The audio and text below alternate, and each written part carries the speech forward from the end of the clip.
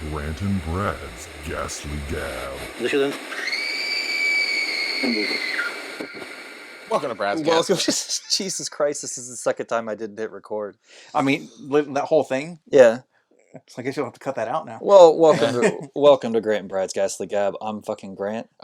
I'm Brad. And fucking Frank's here again. This is fucking Frank. Again. Yeah.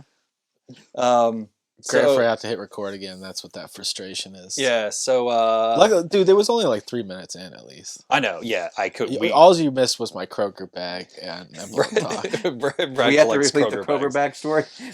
No. No, he's not going to repeat the Kroger bag story. So Frank, we have not seen you in a year. Yes, I was saying that I had not even hung out with Frank since February of 2020. Yeah.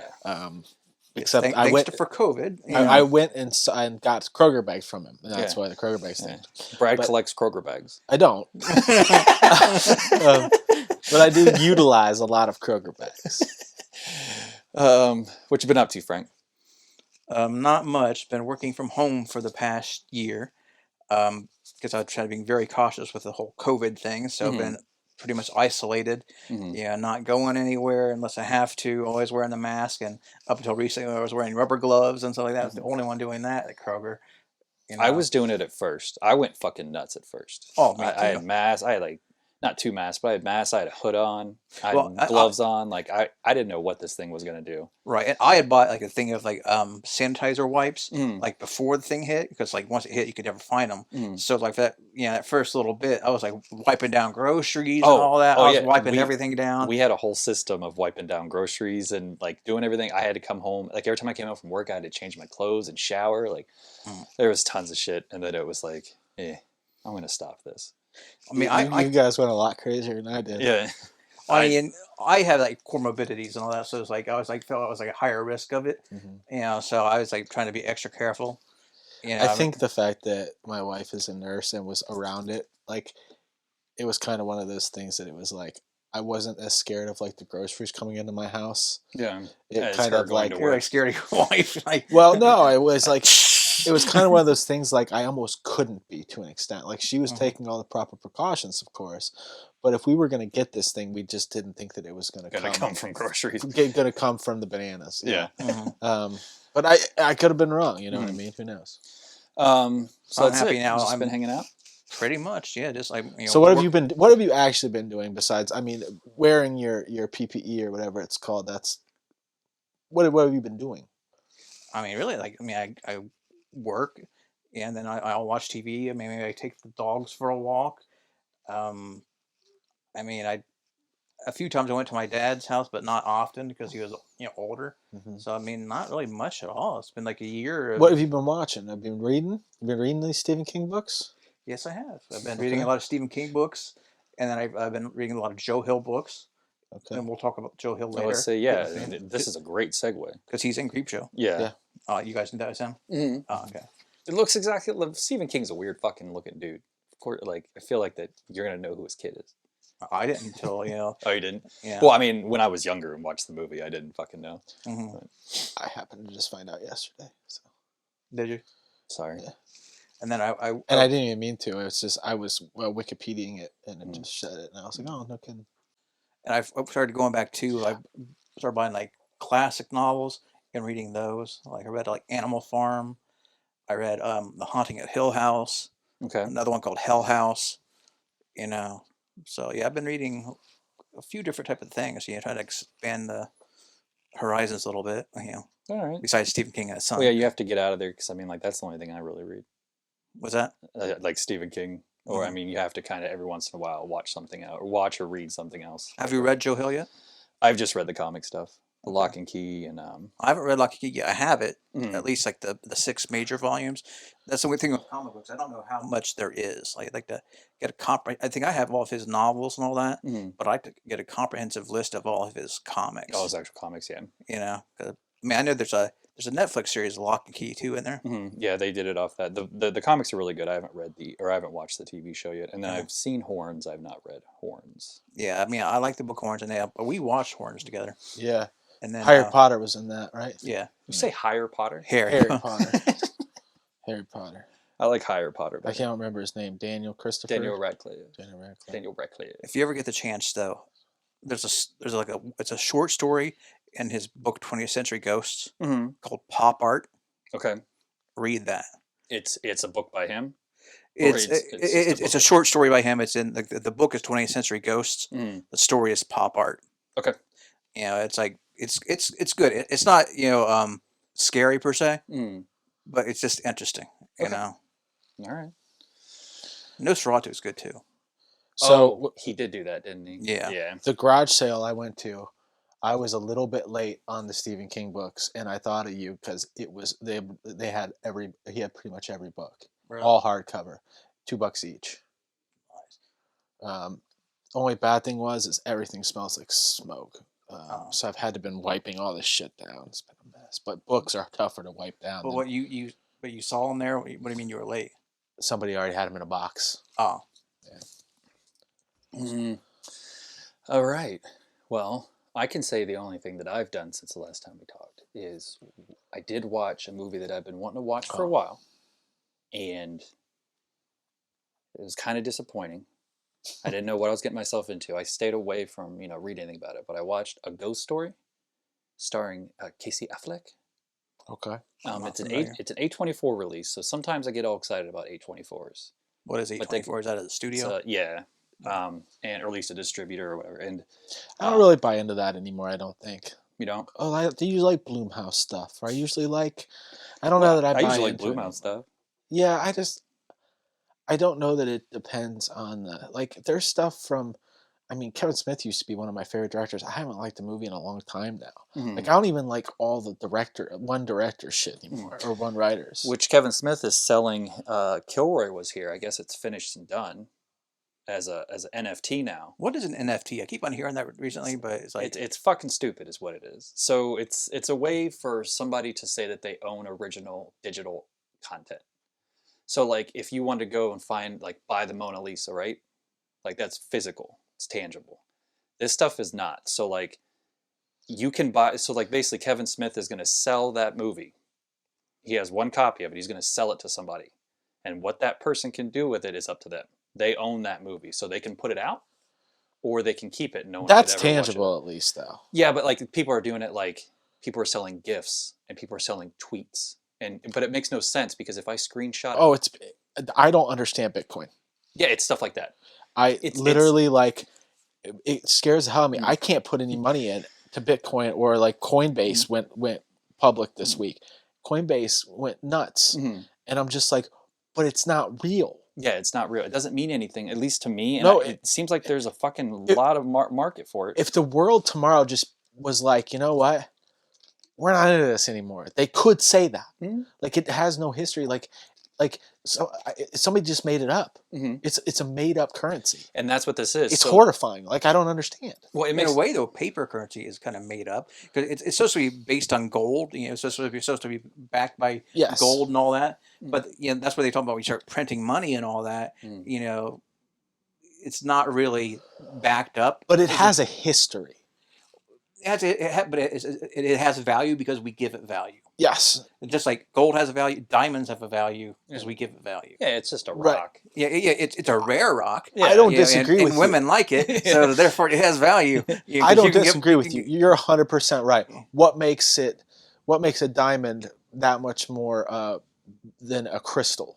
Or so on and so forth. Obviously, it's a rarity, and so on and so forth, and how hard it is to get this certain cut clarity. You're thinking color, it's like this is a new thing, so it's like, and it's like it fluctuates so wildly. It does, but no, it's just like somebody was just like, oh well, I'm gonna go ahead and hide these coins, and you have to mine for them. Yeah, and it doesn't make any sense to me. But it makes sense to somebody, but it does not me. I guess I don't understand. I'll be honest. Like last week, I did buy $200 worth of Bitcoin. But what does that do then? But how many shares is that? It's not even a whole share. I mean, it's like a partial thing of it, but... Well, like this doesn't make any sense either, though. So, like, you can sell a tweet, you can sell a digital painting, but, like, it's not yours. Like, it's on Twitter. Yeah, it's like a digital copy. So why would I pay extra money for something that's free? And they said it's basically like the new trading cards or the new, like, just like people that want to brag, they could be like, well, I paid $1 million to have that tweet framed type thing. So like we could put it out there, something out there if we wanted to. It's just we have to have something that somebody wants to buy. Right. And so, yeah, so Kevin Smith put Kilroy is here out for sale, and then it's all up to them. Kevin Smith has nothing to do with it after that. So the guy can put it out, or the guy can hide it away, and no one can ever see the movie. So that's how I'm more like the tangible things. I mean, like I as far think as, like, we all still are. Like you still buy like at least media. like with Stephen King books I was talking about there, I wanted to have physical copies. I mean, I have a Kindle, so I mean, but with those books, I wanted to physically have the books. I wanted the hardcovers too. You know, just We come from a different generation, though. yeah. I don't know how Cameron will feel. Because you know what we don't do? We don't give a fuck, and we won't give a fuck until Oh, yeah. you. Is that Fred you Durst? give a fuck. Yeah. My generation. You come on, what'd you do, Brad? Because I didn't do shit. I've been working.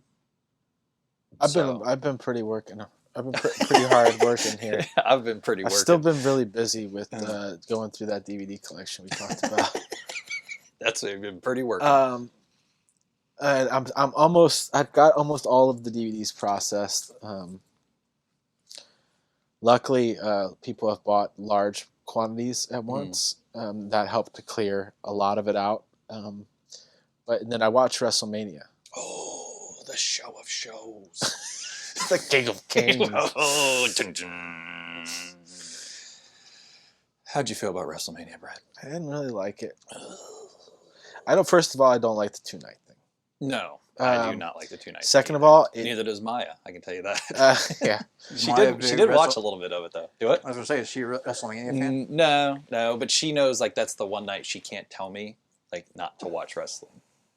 Like other times she can be like, "Can you wait till I go to bed?" But like this night, like I'm gonna watch it because also like WrestleMania is fucking WrestleMania, so it's gonna be on forever. Like you're gonna be still watching it in 10 years. Like it's the longest fucking show ever. But see, here's the difference though. I remember how much I complained about WrestleMania 36 or 35, 35, because that shit was like 8 hours long. So like I don't know how much I want to complain about the 2-night thing, but like just make it 4 hours in one night and be done with it. Yeah.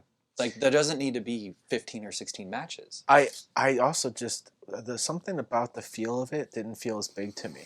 Like ever since the Seth Rollins year, like that year felt big. It felt like the stadium was still outside, and Seth and Brock. No, it was. Well, maybe that. Or you mean 31, the one we watched every year? Watched. Yeah, that was like the last year that felt really big with all the entrances. Like the entrances weren't as big. It just, I don't know. It just didn't have that feeling for me. That's or that's the one I think has been the best. Like 32 was awful, even though 32 was an AT&T. So it's like, but 32 didn't have the feeling. Like 31 is the last one that felt like a WrestleMania to me. Yeah, and with Sting there, and and the entrances were awesome, and some of that pageantry is cool. And I hated the intro. The intro really put like me in a mood. Well, it's reused from last year. Yeah, they just added some new stuff to it. I didn't understand that, and they're trying to be cute and funny, and I was just like, wait a minute, what? This is WrestleMania. This needs to be like feel way bigger. And then Titus O'Neil and Hulk Hogan came out and just fell flat on their faces. Hogan was getting like booed. What was Bayley doing the whole time, running around like not an having idiot? a match? Yeah, she did slip one. I don't know if I sent you a text. She did slip one amazing line in there on the second night when the Bellas came out, and she just was like, "Don't worry, John's not here." That made me fucking laugh. Oh, yeah. I don't know. I just didn't care for any of it. I guess. Yeah. I like the first night better than the second night. I can say that. Yeah, I would say so. But how old is Hogan now? He's old. When everybody was saying like, "Oh, this Rollins Cesaro match is gonna be so good," I thought it was a Raw match. Yeah, see, that's one I was excited about, and then It was okay. Yeah, it was good. Don't get me wrong. I'm not saying it was a bad wrestling match, but it just felt like a match on Raw to me. Yeah, I did like Bianca and Sasha though. That was a good match. I thought that was probably the best match of the weekend. Yeah, and then I'd probably say KO Sammy was number 2. I'll even throw the Bad Bunny stuff in there. I actually enjoyed that match. Yeah. But then again, the issue with the Bad Bunny thing, and I listen to Jim Cornette too much, but as I was sitting there watching it, the issue is that how can a guy who's a rapper be on the same level. be on the same level. Yeah, because you should look like the Logan Paul thing, where Logan Paul didn't do anything, and Logan Paul got his ass kicked, and Logan Paul left. Yeah, you can't go in and look like as good as the other people do. It just does not make sense. Yeah, unless you're Ronda. I can give Ronda but a pass that makes on that. sense. Yeah. Because she's an elite Athlete. Yeah. What is she, like, official, like, WWE, like, star now, that Ronda Rousey? She was. She's gone right now. Yeah, she's gone. She's been gone for a while. It's a Creepshow. Yes. And Creepshow 2. Are we recording? Yeah. Okay. I am I am actually recording. Creepshow and Creepshow 2. Yes, I've been wanting to do this for a long time because I had bought the Scream Factory and Arrow copies on Blu-ray. Yeah. And I've been holding off on watching them because I knew we've been talking about doing this for like a long time, but it just kept never happening. It was kind of like one of those things of like, well, when the pandemic ends, we'll get everybody over here, well, everybody, just the three of us, and talk about it. But then the pandemic just kept going and going and going. So it's one of those things, like I was like waiting to watch them. Creepshow I just got for Christmas, but I had Creepshow 2 for 9 months now, and I've been wanting to watch it, but I was kind of waiting. So this was we finally did it. We finally did it. Well, that was the thing. Every time I texted you, it just like with some idea, and we had to get through the holidays too. Yeah. So every time I knew you wanted to do it like way back when, but I was like, hey, you want to do this? And well, it made sense. And you were like, I still want to do Creepshow. I was like, yeah, but like, can we do this? Yeah. Well, and it was also one of the problems is that we had to watch 2 movies, and me and you were both swamped a lot of times, even though we're working from home a lot of times or all this other stuff going on. It's hard to like devote, because basically we've been doing this now for 3 nights working on the podcast, because we watch one on I watch one Wednesday, I watch one Thursday, and then tonight we're doing the podcast. So it's like it does take time.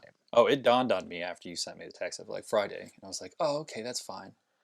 Fuck. Yeah, I have to watch. Yeah, I have to squeeze this in now, because it is a squeeze in sometimes. Yeah. So yeah, but yes, I've been wanting to do this for a long time. But I also I think love these movies. It works too, because I think all 3 of us have seen these enough times. Yeah. So like, because there's always like there's every once in a while when we watch something, sometimes I'll put it to the last fucking second, and then I don't think I enjoy it as much, because it's like I have to watch this, Right? But like this one, like even though I had to watch it, I didn't get that feeling. Plus, I know this stuff. And the one thing I will say is, I do love these movies, but it had been a while since I watched Creepshow in its entirety, the first one. Okay. Because I'll explain why. Okay. But sometimes you just watch the first 3. Creepshow, I think I've said it before, is like my birthday movie. I always watch it on my birthday. And this past year was the first time I watched Creepshow 2 on my birthday and got fancy with it. Okay. So yeah, Creepshow does mean something to me.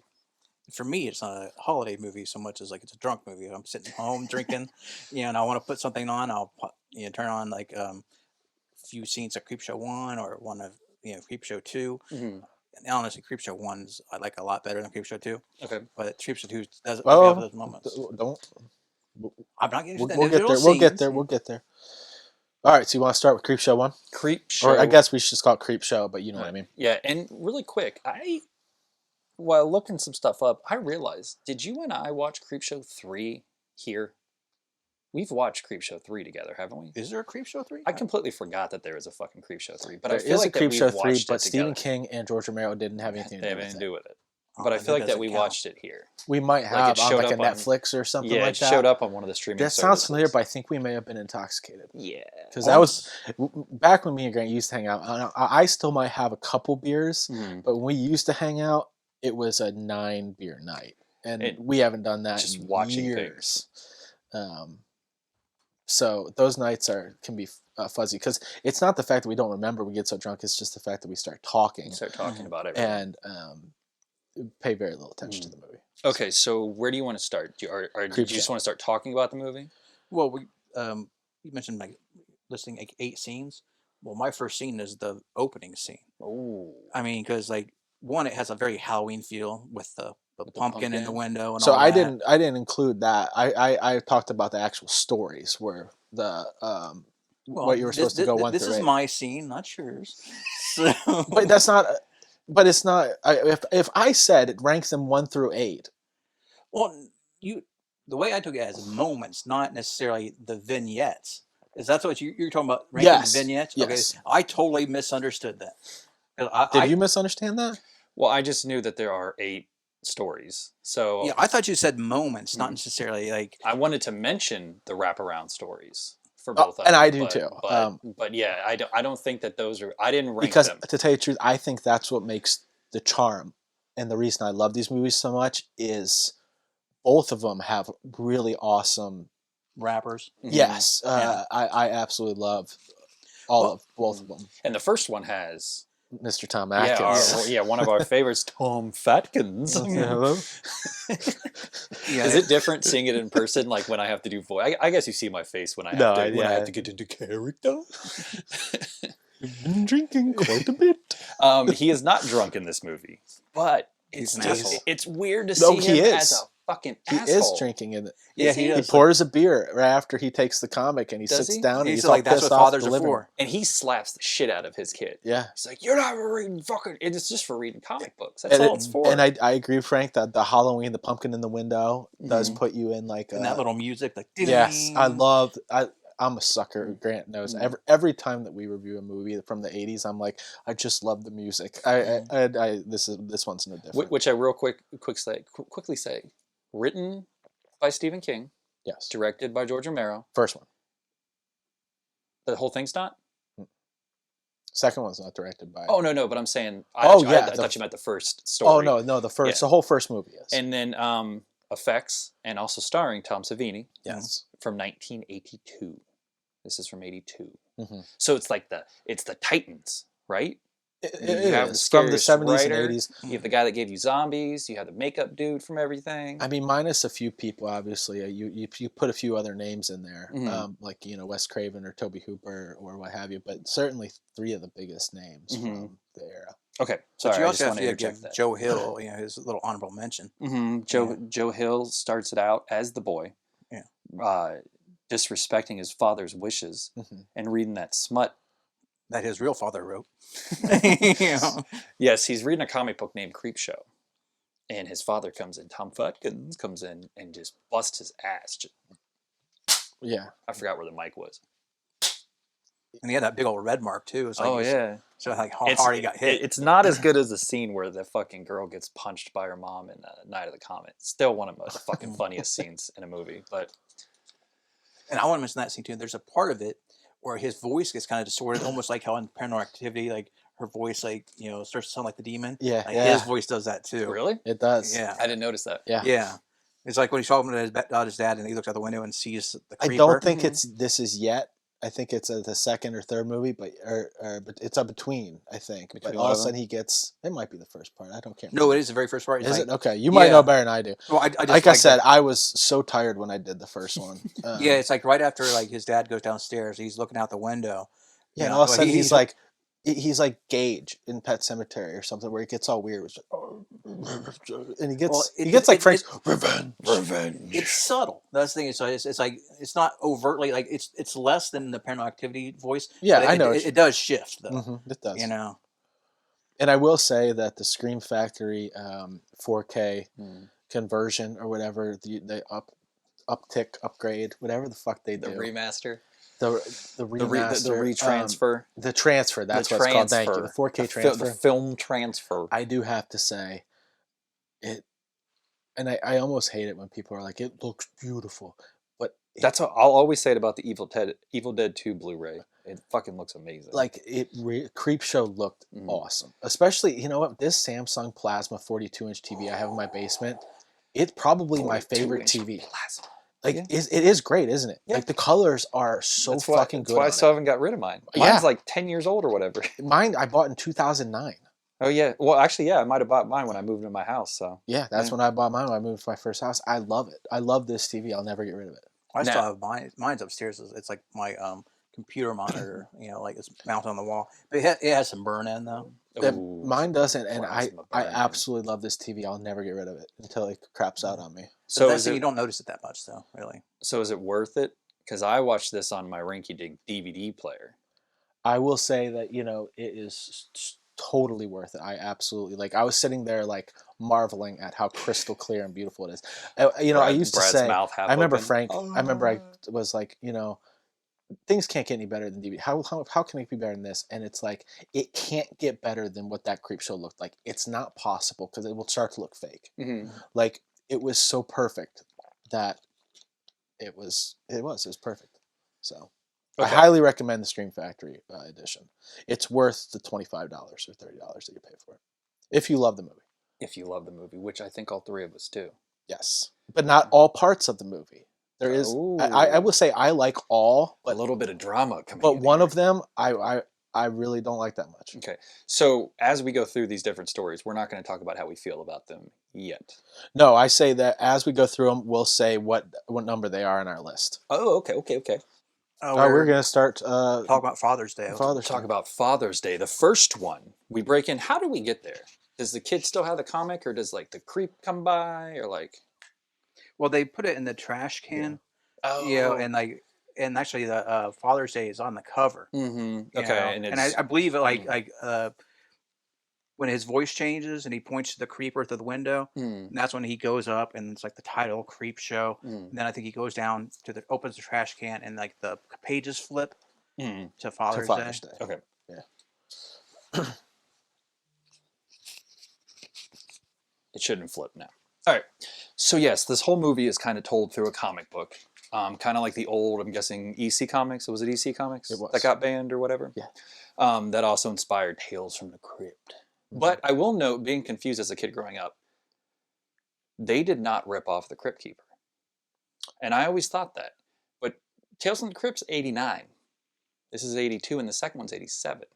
And so, the second one has a very Crypt Keeper feel. It does. He even says, because that's when I looked it up, when I heard him say boars and ghouls. I was like, what the fuck is this? Like, is Stephen King trying to get away with something here? And then you see that, no, this actually came first. So yes. My only other question before we get started, is this the original anthology movie?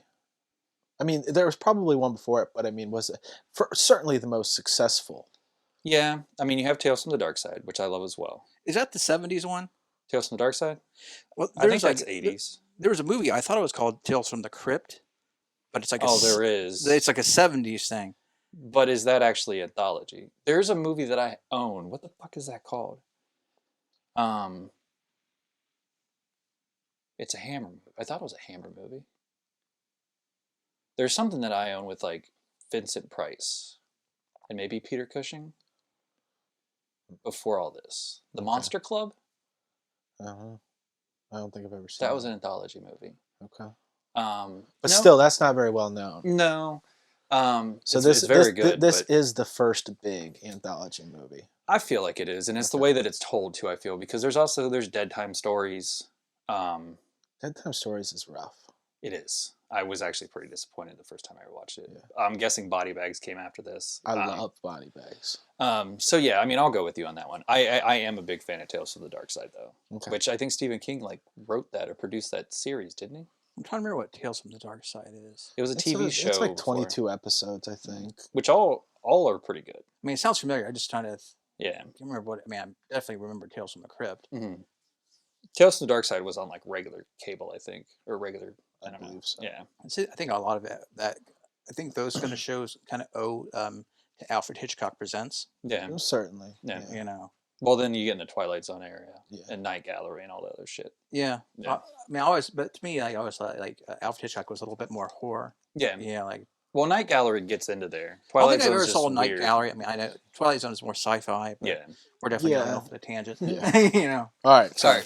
So Father's Day. Father's Day. I'll do that for everyone. Just remind me, okay? Yes. Okay. It's a bunch of rich people, waiting around for their aunt to show up. Bedelia. Can I tell you how weird Ed Harris always looks with hair? Yes. Okay. I don't know why. I love the dance scene, though. Oh, the fucking...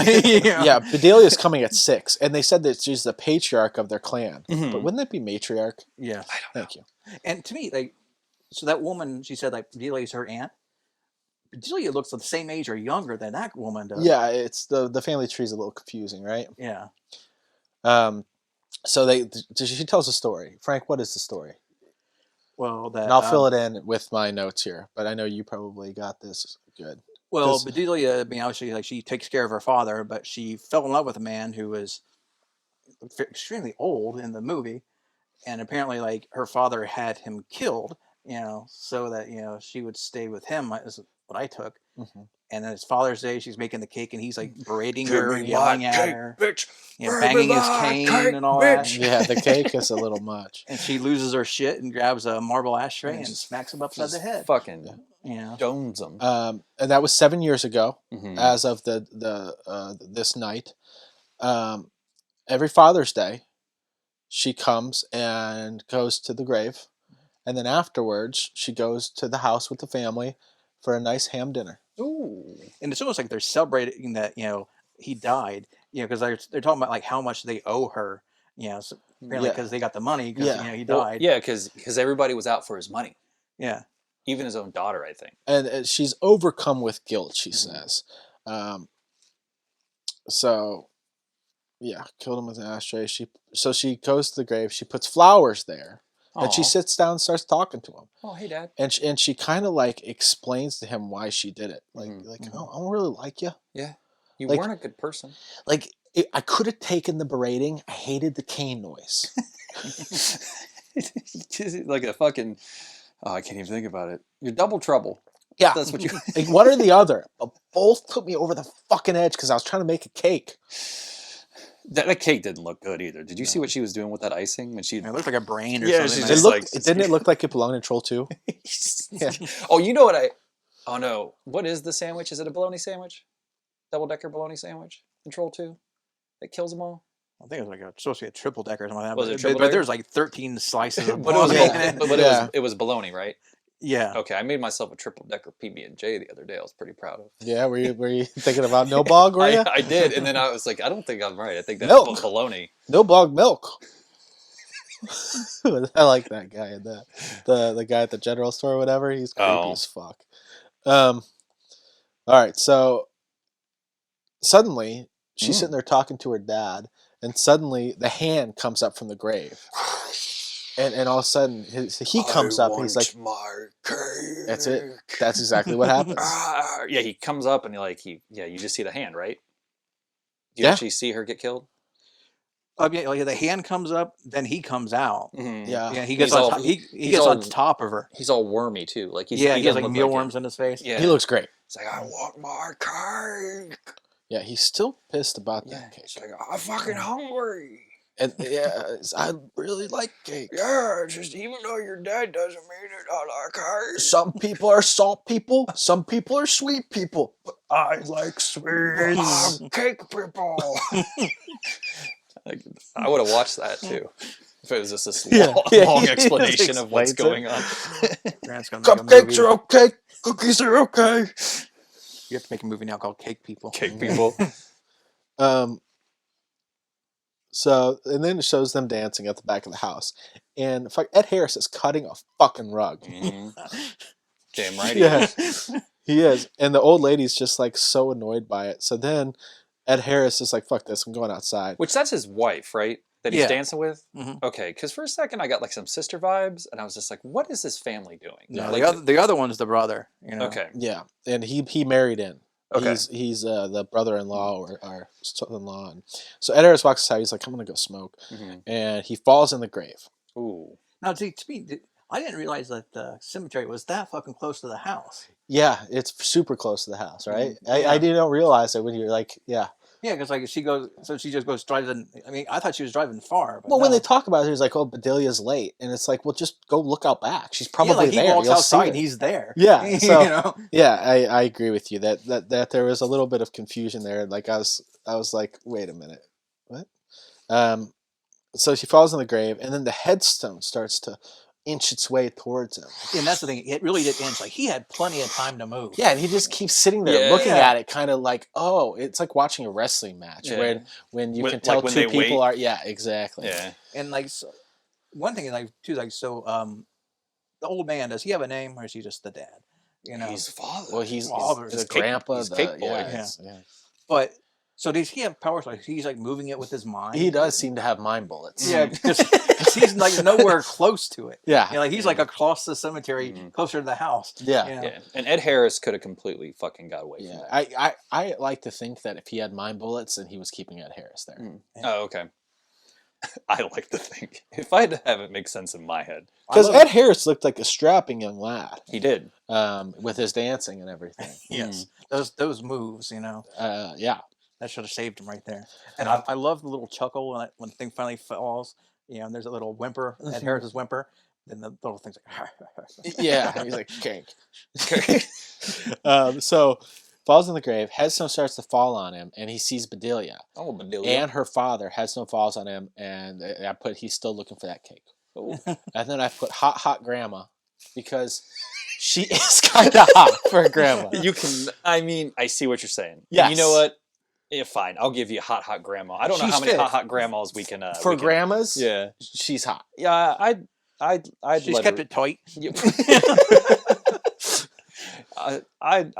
If we were ever gonna have hot grandma, she's it. Yeah, Because she's old. It's so weird about how you say this. If you notice, I keep stuttering trying to figure out how to call her attractive without calling her my grandma.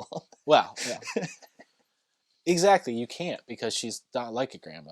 She's probably not as old as a grandma, but I think she might be. Ooh. So hot grandma goes to look for Ed Harris and finds the maid dead. Oh, that's not. And he's like, wait a minute. I'm like, wait a minute, when the maid die? But we don't, this is an anthology movie. We don't have time, Frank. Frank, calm down. Sorry. I put he's still wanting that cake, and he kills hot grandma. He does. He twists her head all the way around. Oh, it's fucking amazing. It It's is just a pretty good so scene. quick. So the siblings are like, like, we've been sitting here a long time. Yeah. Like, what the fuck's going on? And the brother, like, why is he even in this? Like, he puts nothing into this. Like, just like an asshole. Yeah, he's just kind of a cock sitting He's there. weird. So he finds great uncle holding their aunt's head with candles, Mm-hmm. and he seems pleased he got his cake. And he's like, I got my cake. It's cake time, fellas. Yeah, I love cake. Cake. And that's the end of that one. That's the end of that one. Fathers, happy Father's Day, Frank. Yes. But what's weird, though, is like his cake, essentially his brains at that point. Yeah. So he must He be. did. He's not. I mean, He's the originator of zombie brain. What?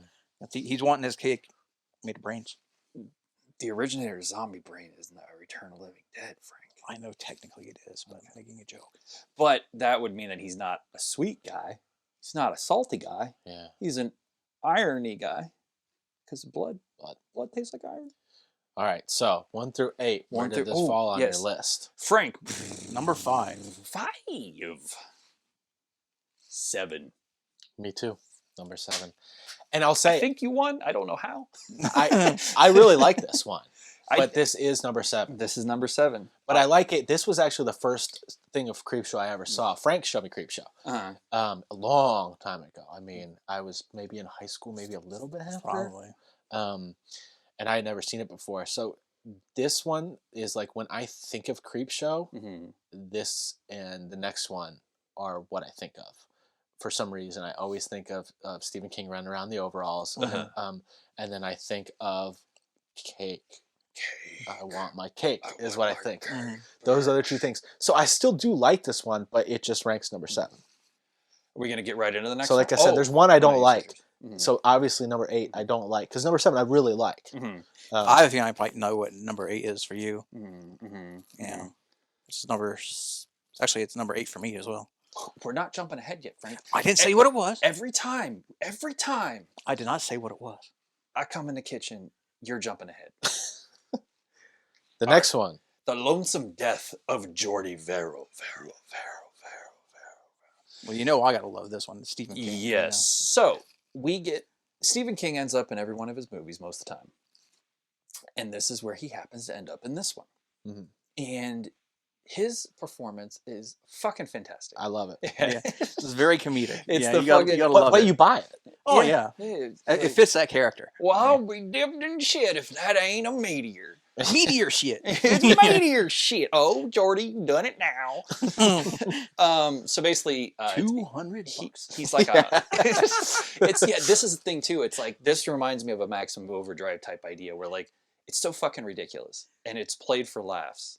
Like, why do they keep cutting? Okay, so like he's kind of farmer. He's out in the country by himself. He doesn't. I want to say he's a farmer. I don't know It what doesn't really suggest anything. I don't know what he is, but he's out in the country by himself. It's an overall. I would say that he's more of a simple man, right? Drunk, and you see a meteor or something from the sky fall onto his land. And he runs out, and it's just like a rock, right? Like a glowing rock. Is it glowing by that point? It's definitely it's hot. I don't know if it's glowing. I mean, it might be like red from heat. I believe you're right. We'll call it a hot rock. Ha. The hottest rock I've ever seen. So then he starts having these fucking fantasies, or I don't even know. I call them fantasies. Yeah. Fantasies where like he's gonna get $200.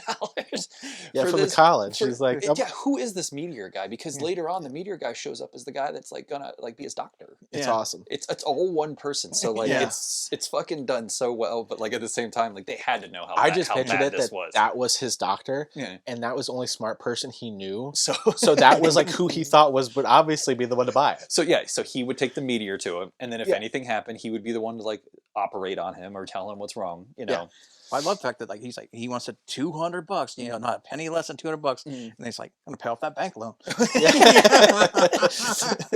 You know? So yeah, and then he ends up like touching it, and then it cracks in half. Like it cracks in half when he pours the water on it. He's like, gotta cool some bitch down. Yeah, you know, as he touches it, that's when he gets those blisters. Yeah. So he pours water on it, it cracks open, and there's like this blue like liquid. Which, if there was blue liquid in it, would you dump it out?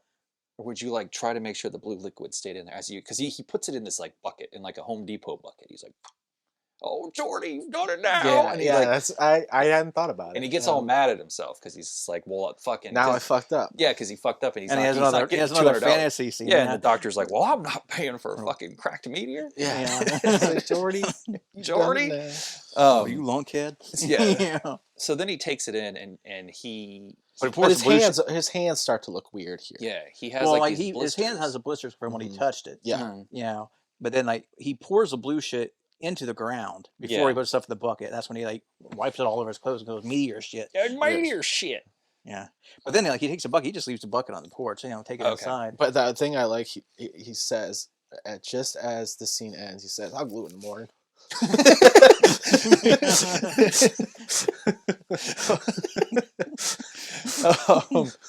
So yeah, he goes in, he pours himself a drink.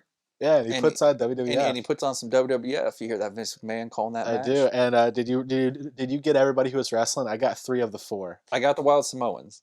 Yeah, that's all I got though. Yeah, and there's Bob Backlund. I know they were fighting Bob Backlund, but I don't know who the 4th was because obviously Samoans were a tag team, but I didn't know who the Backlund's tag team. But as he's watching the wrestling program on television, things start to happen.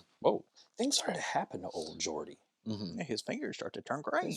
But then like he if you remember, he put him in his mouth too when he burned him or whatever he did. So his mouth has some shit growing on it too.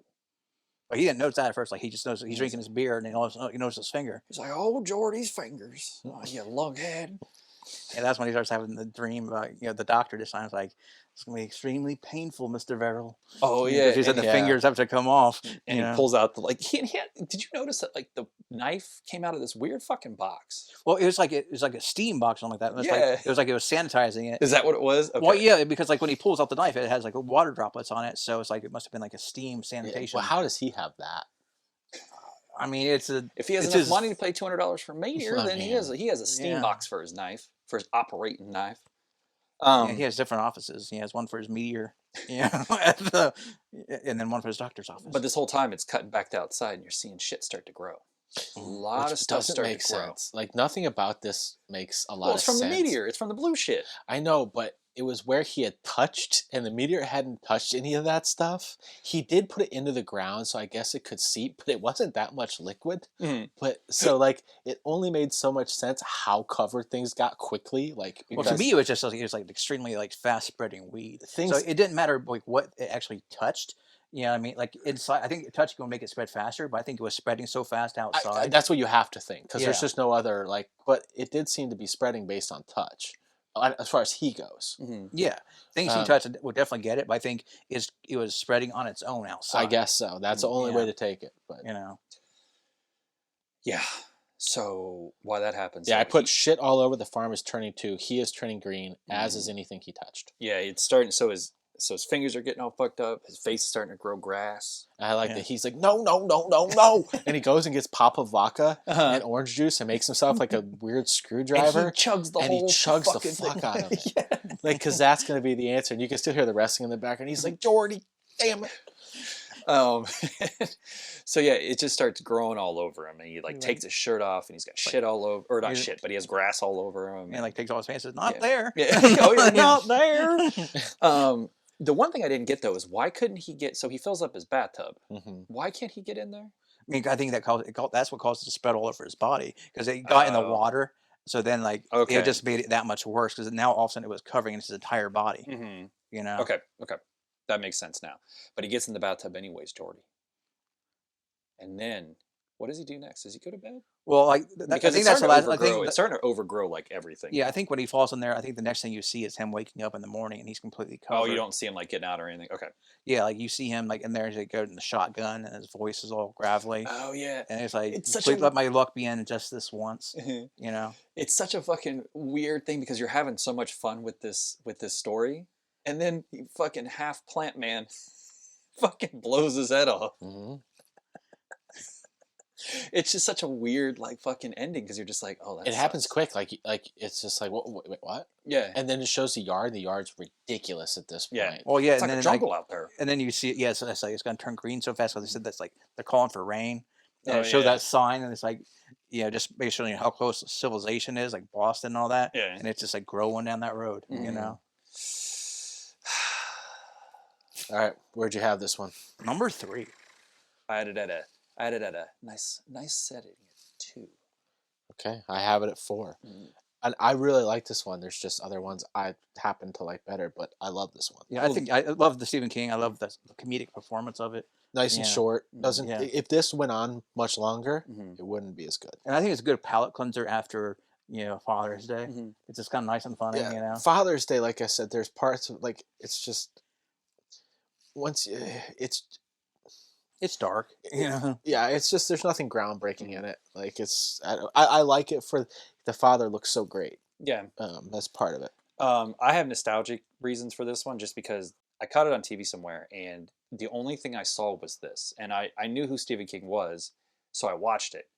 But this is the only thing I watched. So growing up, I always thought Creepshow was just a movie about a guy turning into a plant. Okay. I had no idea that it was about, like it had other stories. So, but yeah, so I gave it a 2. I love that one. Okay. I love the lonesome death of Jordy Verrill. Next, something to tide you over. Tide is And this is where I was really tired. So here's my first notes. Sam Malone, period. Leslie Nielsen came to the door. Says he's fucked, basically. He's having an affair with Nielsen's wife. He found out, Sam says. Nielsen has something for Sam to hear. Tape recorder. That's all I got. Hey, that's all you wrote for this entire No, thing. that's Okay. just the first part. Which this is So the whole time- Cheers Sam Malone though, right? I would imagine. It's around the same It was around time, the same was- time, yeah. Because Okay. Cheers was on, what, 83 and 93? Or 82 I thought it was 92? 82. 82, 92? 10 years. I don't know. Hmm. Yeah. Anyways. His name's Wentworth, by the way.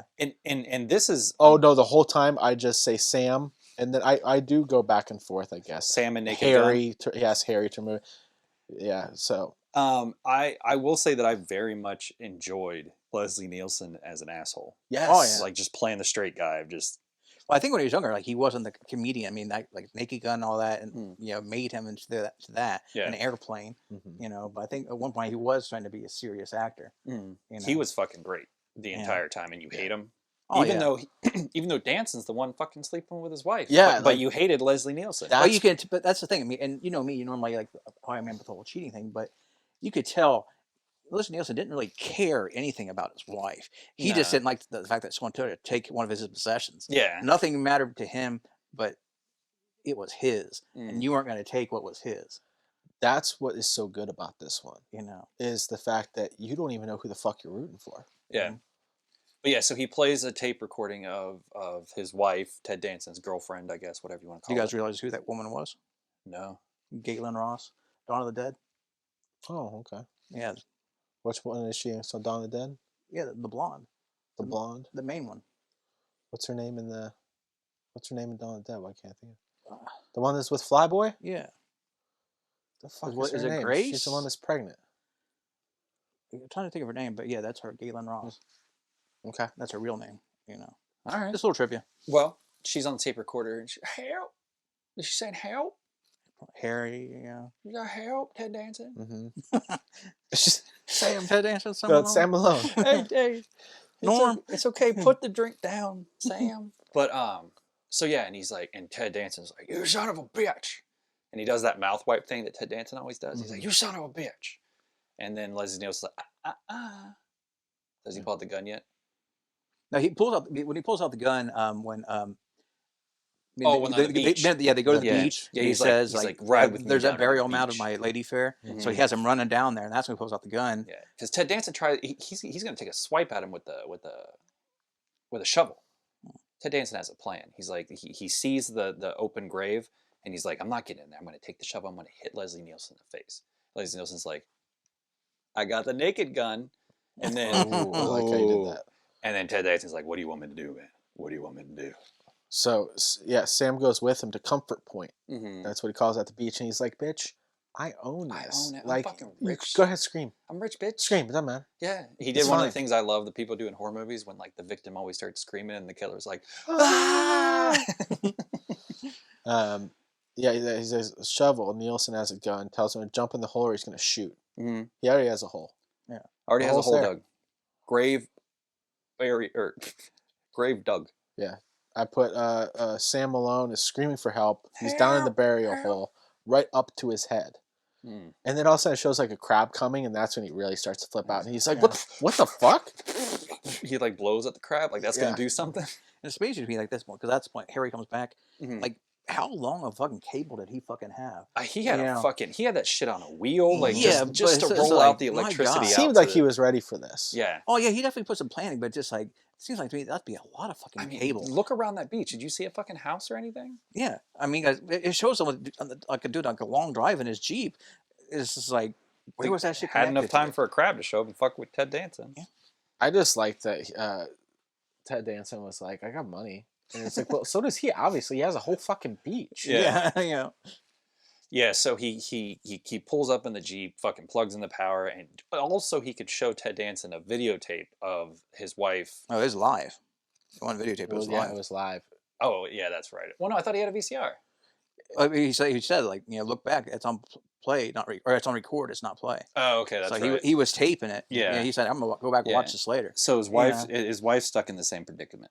She's buried up to her neck as well. Her and Yeah, Ted it says Danson. that she lost the toss, so she got buried first. Mm-hmm. So yeah, Danson has to sit there and watch her die. Yeah, and all by himself when the tide comes in, has to make sure he doesn't die. Yeah, he's He like, can "How hold long, his breath. how long can you hold your breath, Sam Malone?" Mm-hmm. Like, I don't know, fucking 15 seconds. I've never thought about it. It's like 15 seconds. That's it. And he's like, "The tide could kill you, or it could save you if you know how to hold your breath." Mm. Dun, dun, dun, dun. So Leslie Nielsen goes home and he's all in a good mood.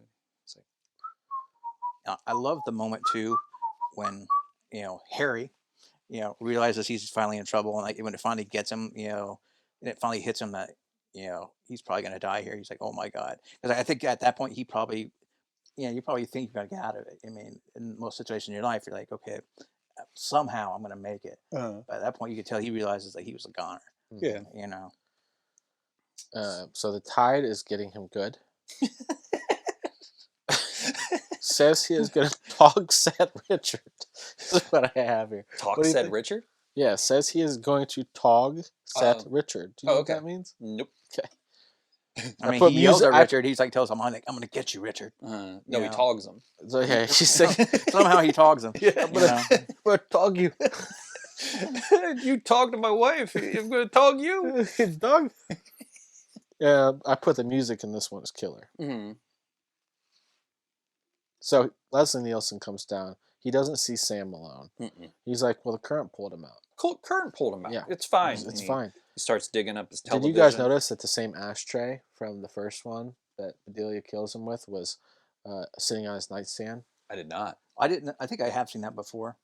And then I put that he was wearing a tracksuit. He Like- was. He was wearing the fuck out of a tracksuit. Yeah, he looked like Ed O'Neill in Modern Family. I tell you though, I did love that house of his. Yeah. like that beach house. That would be nice. Mhm. And he had like the closed caption, or not closed caption, I'm sorry, closed circuit TV. Yeah. Mhm. Which that doesn't make any sense either. Because how many times? Like, has he killed a bunch of people? Is that what I'm supposed to understand? Why does he have all these tapes? Yeah, the No, I think tapes- those are just movies. I think those are just his movies. No, Oh, okay. I'm with Grant. Like he seemed to have like affection for the tapes. For they like, were a collection, like torturing people at least. Maybe not killing them, or there's something going on. He had them like set, and he like went and opened it and slid it, and like kind of like they were special to him. See, to me, I didn't get it. What I thought it was like, he was just going about his normal business. Like, he was so unbothered by what he had just done. Like, he didn't care. He just like going blah blah blah, watching movies. Just going about his life. Like, he didn't give a shit. Yeah, that's why like he's like that callous. I think this is not the first time he's done something like this. I mean, it's with his personality.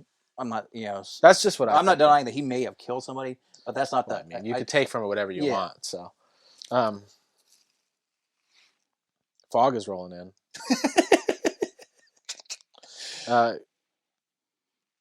Well, had they already showed like the footsteps from the beach? Because they showed that scene. The fog starts rolling in, and you start seeing that. Yeah. So there's footsteps, and Leslie Nielsen goes and takes a shower, but he hears something. So what the fuck is that? I think he hears that screen go up. He has a screen in his house, like, where he's watching, Harry. And he puts on a hell of a robe, just fucking right out of the shower. And he's like, "What is this? What's going on here?" And then, fucking, your girl and fucking Sam Malone come in with makeup to the 10s, to the 9s, I guess that's what people say, right? Well, before that, he grabs his gun. He started yelling Wentworth. So that makes me believe too. Like, so he must have at least thought that there was a possibility that Wentworth could have gotten out of there, alive. And I was weird because they're kind of zombies, kind of ghosts, because the closed circuit TVs weren't picking them up, so they were ghosts.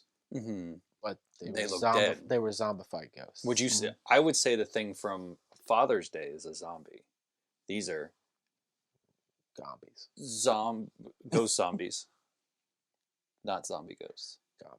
It kind of sounds like a character from Pee Wee. They're zombies. Hey, why did the ghost go to the bar?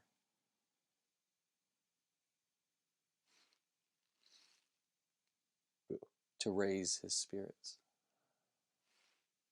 I get it. You can cut that part. You know what? You're right. I would say maybe they're ghosts. I would lead more to a ghost. For some reason, they look dead. Yeah. They look dead as hell. They have seaweed already growing on them and shit, but somehow still looks like Ted Danson. He's got that fucking beautiful chin of his. And when you shoot them, they like this water comes out. I don't have my beautiful hair like I usually do, but yeah. Oh yeah, that's right. Fucking water just explodes from him. It's back when he had hair. He still has hair. It's toupee now. Oh. Well. He tries to shoot him. Doesn't work. Put him in the sand. Put him in the sand. So they put Leslie Nielsen in the sand. Freeze frame. I used to say, don't panic as long as you can hold your breath. And then they have that scene like where he'd say, I can hold my breath for a long time. I can hold my breath for a long time. And then the little wave hits. He's like, and his face is all fucked up. What'd you give it, Frank? That is number 1 for me. Damn. I did not see that coming. Yeah, I like that one. I probably like that one more than any other. I really like this one. I have it as 3. I have it as 5. Give me a 5. Take off the 5. Take off the 5. All right.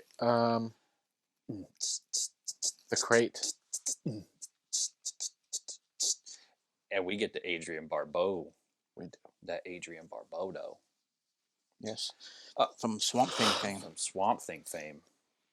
Known for her big tits. Is that where you go to all the time? Is Swamp Thing with her?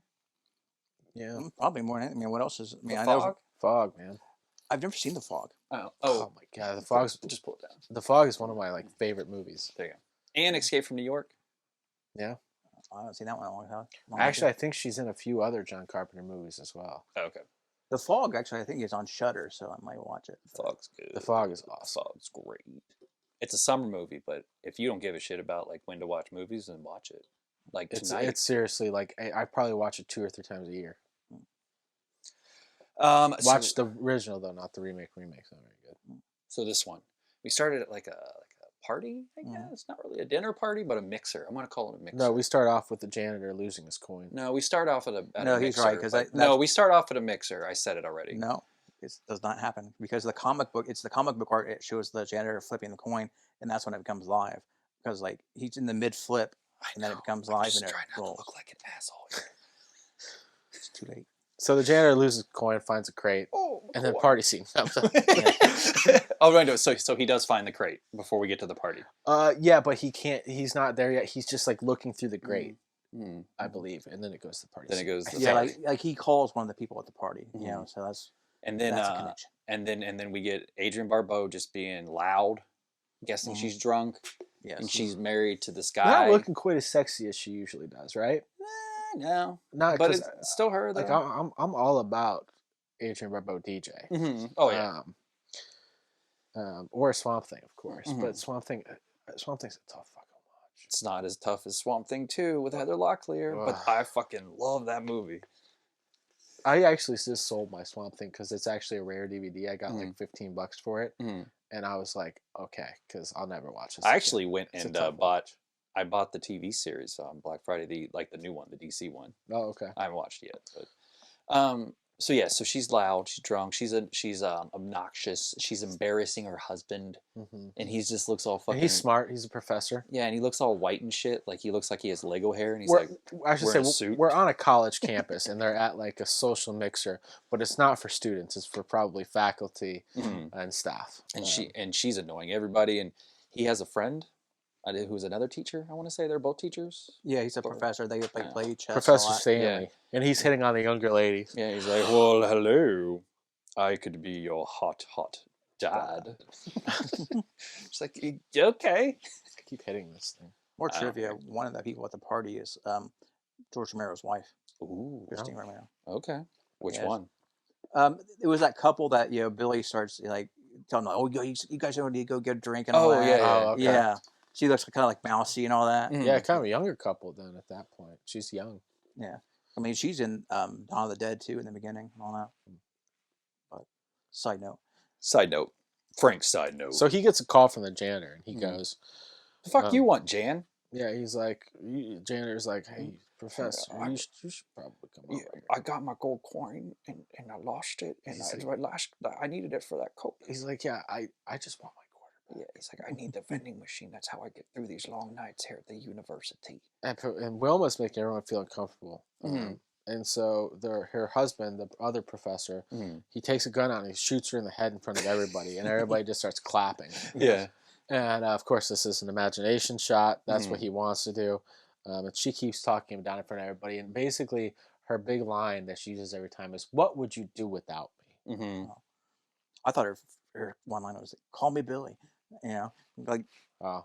She keeps saying over and over again, "What would you do without me?" And it's obvious he would be a lot happier without her. Yes. Yes, he's not a fan of his own wife. And then it goes to janitor. Janitor gets the He's like, the case steel grating open. Well, like when he calls and he's like, "There's a case here, Doc," and he's like, "Well, it's probably just don't worry about it. It's just a wooden crate, it's a wooden box." He's like, "But it says 1843." 1837. It says 1843, and not gonna look like an asshole twice. So then he, that's when the professor's like, "Well, shit, I got to get over there." And so yeah, then it cuts back to the janitor, and he's like taking the grate off. Right? Is the professor there yet? I don't know. I don't have that in my notes. Okay, so the next story. I was just joking. The roaches. Yeah. We'll skip it. No, so then the professor, I think he shows up and they like look into it together. Like they pull it out, right? Well, yeah, they I don't know if they pull it out like they open it. You know. Well, yeah, they don't pull it out. They get the crate out, and they feel something shift in the. Well, the thing stays in there though, don't they? Keep it in there. They crawl into the space and like pop it open. Well, and the janitor sticks his hand in. Yeah, and he's like. No, but they don't crawl into the space. They get it out and bring it to like a lab. It looks Do like. they? Oh, yeah, because I thought he was wiping it down with that cloth. And he's like. I'm pretty sure. Well, I remember like. He goes to the lab later. That's where all the blood is. Well, I know like when the second guy comes there, they're still under the stairs. Yeah. So but then they carry it out together, and they don't like when his arm comes off. They're in that lab. I'm pretty fucking sure. I could be wrong. If you're listening to this right now and you know the answer, can you please write in to doesn't matter. Brad's Ghastly Gab and let us know the answer to this question? Yeah, we'll to be the waiting. movie that we just watched. We'll be waiting. So then they open it. The dude sticks his hand in there, fucking gets bit or something. You have to. It definitely grabs onto it. Grabs onto it. There's a fucking like wolf monster, huge teeth thing inside this fucking crate. I would have to say Sasquatches. Which, how did it live from 1837 to now? So where's the wolf? Hibernating. Coach? So like it fucking bites him, and then it fucking kills him. Oh yeah, like it goes, his hand comes out and drags the janitor in the box. Yeah. Yeah. I'm getting better at sound effects. You're welcome. So then I think that the professor like that's there like runs the fuck away. He's like, "Oh my god, it's terrible!" And then the guy that he was gonna play chess with is like Billy's husband. He's like, "What'd you going to get yourself into now?" Well, I don't think there's the second guy first though. Like I think he runs into him in the hallway, kind of like the balding dude. Oh yeah, the like assistant. Yeah, like somehow he decides like it's okay for he wants to go investigate too or something like that. Mm. And this other professor is supposedly so smart would. I mean, I don't know. Like, why did he just let another guy go do this? Doesn't that seem like a bad idea? You know, like the heart wants what the heart wants, Frank.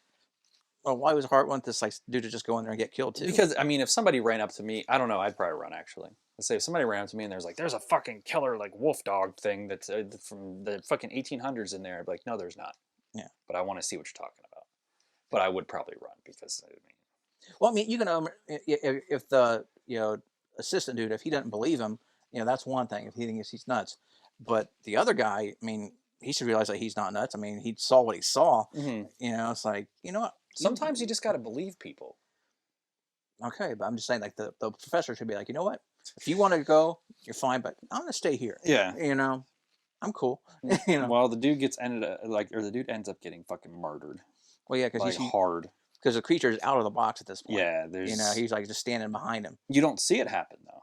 You see his teeth though. Yeah. Yeah, basically, like, the guy's like getting ready to look in the crate, whatever, and you see the shadow come, and then it focuses on his big teeth. Mm-hmm. Yeah. Yeah, see all this nail scene come out. That's before the arm. That's why Brad wasn't talking. Yeah. He was Yeah, they're doing all this nail shit in the lab, and then he's running proof. The arm. Well, I was fucking pretty sure of it, and then Frank seems so cocksure about it, and I was I like, didn't say nothing. I said I thought I was in the hole. "You were." I Most just cocksure remember I've ever seen anybody ever in my life. I just I remember. don't know that I'm cocksure. I just remember the scene coming up, like they had to go under the stairs. So for some reason, I thought that the monster couldn't leave the stair. No, the stair. you guys area. are both idiots. Ouch. So then the next scene, so the professor calls and he's like, "Man, I know we're not going to play chess, but get your ass over here now. Get over here now." So the fucking Billy's husband's like, "I gotta go," and he leaves and goes to the campus, and he fucking like drugs the dude to like put him to sleep. The other professor. Because he has his own. Once he finds out what's going on, he Yeah. has his own. Well, He starts plotting. Well, then we find That was out back that, at his house, though. Yeah, we find. Well, I mean, He takes him well, back to his house. It goes back, and like he has his plan where Billy, his wife, comes home drunk, and like finds this note that's like, "Oh man, my friend's got it." And I'm sorry, but why did she park in her driveway where she parked in her driveway? She I don't barely know. pulled in, Mm-hmm. and she was like, "This seems like a viable place to park." That's how some people park. I really She was thought drunk. that was stupid. Yeah, I guess. And she finds a note that's What like, would you "Oh do man, without me?"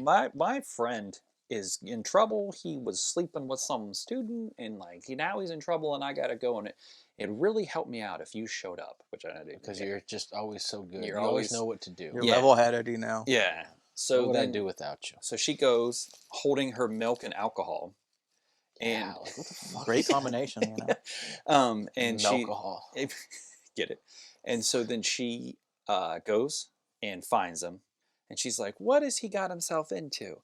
And he's like, "It's under the stairs. The girl's under the stairs. For some reason, he's fucking this girl, and he's in trouble because she's under the stairs." She's like, "What does she look like?" Yeah, oh my god, the girl's under the stairs, and like he pushes her in, and he starts laughing, and he like fucking like slams her against the box because all of a sudden the wolf dog is not showing up. Yeah. And he was obviously trying to kill his wife and have an alibi. Like, oh, we skipped the whole thing. Before she shows up, while she's cleans driving everything there, up. he cleans all the blood up from the other people getting killed, and the guy's asleep. Yeah. Hopefully everybody's still following this if you haven't seen Creepshow. So then he slams her against the box, tries to get the dog to come out to kill her. Doesn't happen. She's like, "What's your problem?" you're fucking nuts. So he starts berating him again. It's like, you fucking asshole. Can't even do this right. Dog comes out. It's almost like she woke it up with her, like, yeah, why she her was yelling. bitching. Why she was yelling, she woke up the dog, fucking comes out, eats the fuck out of her. And yeah, he locks it back up. He puts it in the quarry along with all the dead bodies. Dexter and Henry play some chess, but then it shows. It breaks out. Getting out. yeah, it's like, if you would have seen the way I chained that fucker up, you wouldn't be worried about a thing. Rook to pawn 4, and then... But do you think it's going to be coming after him again? Who knows? I mean, he's going to try to go back to go in this little hidey hole. Doesn't want to go back there for some reason. You know, For me, this is the worst. I don't even like this one. Really? This is number 8 for me. I have it as number 6. Okay. I have it as number 4. Really? I like this one, man. This is my least I favorite. I like the creature. I like the. I'm just okay on this. Can you pull down again, Frank? Yeah, It's your stubbles. I was not a fan either. Well, aren't I the asshole this entire time? Yeah, well, and you don't know this story at all for liking it so much. What do you mean I don't know this story at all? No, this is the one you kept getting 1837. wrong. This is the one you were like, well, I'm not going to look like an asshole twice. Oh. Yeah. I got little things wrong. Oh, I'm just kidding. So then we get to the last one. Creeping up on you. 5th story. Creeping up on you. You. We're in the future now. Which seems like the future. I don't know what the fuck is the future because like you see New York City, and New York City looks, like the same. contemporary. But he just seemed to have a lot of technology that like wouldn't be around. He was a very rich guy. Yeah. And it seemed like he was trying to live in like a hermetically sealed, like it was supposed to be a germ-free apartment and stuff like that. Mm-hmm. Obviously he was some rich Wall Street dude. Yeah, but Upson Pratt doesn't like bugs, but likes trading stocks. That's my first note. All the time. Yeah. That's all he's doing. He has a little bean counter and everything. He has a magnifying glass to look at the numbers and... He's almost like an asshole. Like he hears like someone committed suicide because of a merger he was involved with in some fashion. Yeah, and like his wife or something calls in and he's just like laughing at her. He's like doesn't care or give a shit. But she's like, "I hope you die. You're gonna die," and like he doesn't care at all. But there's these bugs, the fucking cockroaches. Yeah, just keep showing up. And like he has this like suction, like this vacuum where he can like everything he touches, he just put down there, like his gloves, his tissues, his bugs, everything. He's obviously like almost like Monk like in his OCD. Like Monk would love that apartment. Yeah, until the bugs show up. So he's okay. So then he's trying to contact like a landlord type of guy. Yeah. Because of the bugs. Yeah, and he's like, there's cockroaches again, and he's like, well, I'm on my vacation with like my family at Disney, and he's like, I don't care. I don't give a fuck. If you want your job, or else you're gonna be out on the streets, you'll never get the fuck you. Mm-hmm. He's like, you better get back here by the morning. And he's like, all right. It's like the mouse. Mouse is fun place. It's like back by morning, bug Bitch. boy. Yeah. And then all of a sudden he opens this thing like granola and there's a ton more cockroaches there. Yeah. What was he making? He was like food processing something. I don't know what he was I don't know what the fuck it was though, but he found cockroaches in the food that he was blending up. He found cockroaches in the granola, and then he hears a...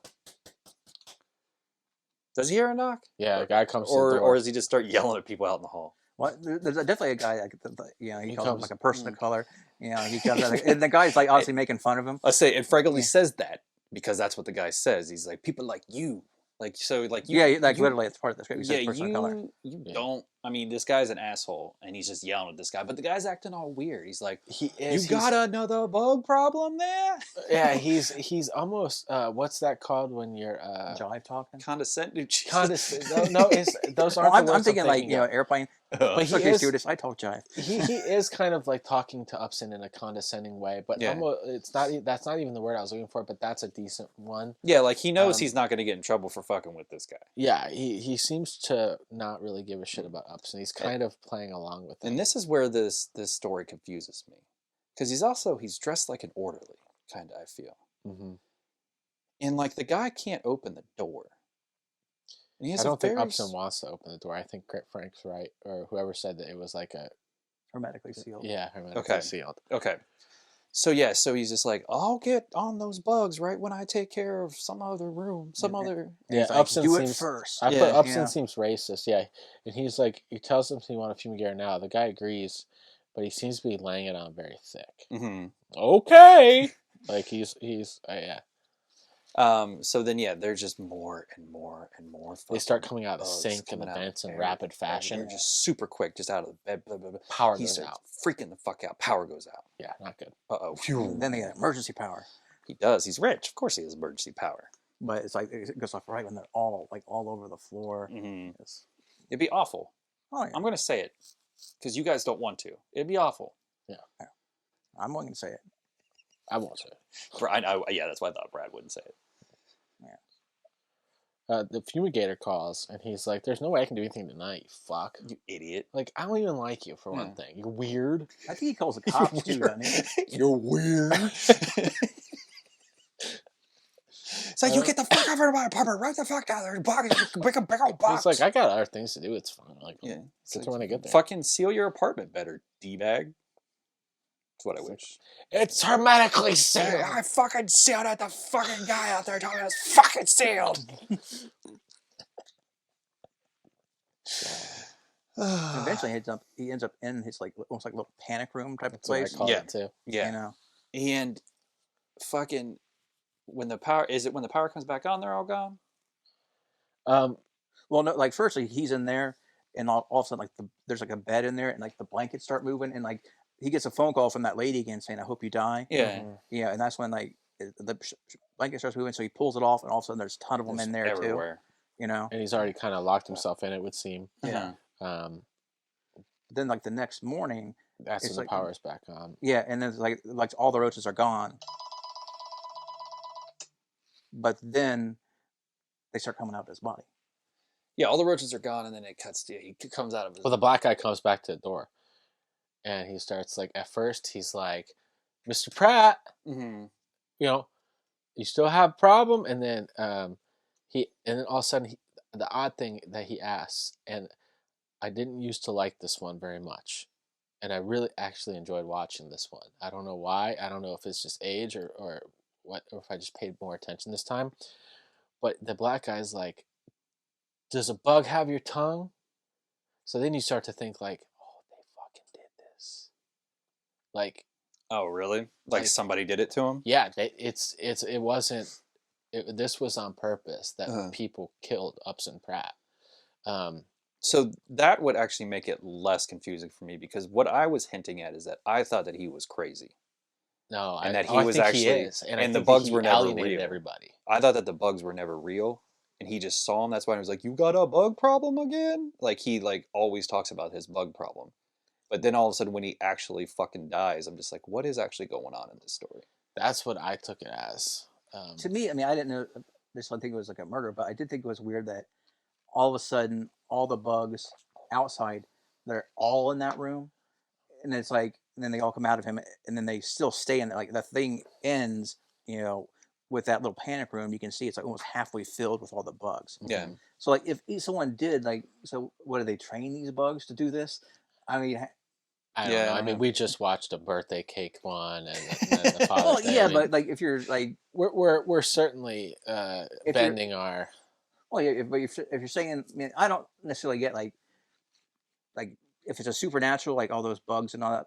I don't know why they're necessarily doing what they're doing, Mhm. you know. But like, if someone like are literally trying to kill him with the bugs, man, I don't. It's where's that- only. I think it's the only thing that they could get in, because he won't allow anything else in.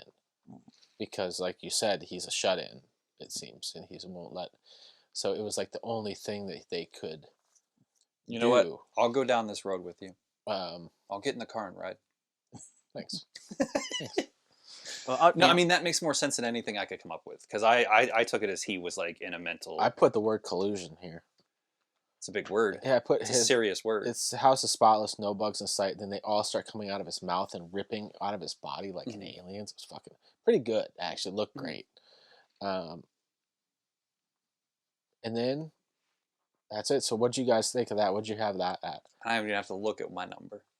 Mine is number 8. Is my least favorite. All Mine of is them. 8 as well. And it used to be my least favorite. Yeah. And now, for some He's reason, going to bump it up here. Watch this. I He's like. going to bump it up. I He's going to like give it this. the Brad bump. I really enjoyed it. I Mm. don't know why. Mm. I think it's the first time I paid attention to it in years. Okay. And this was a 5 for me.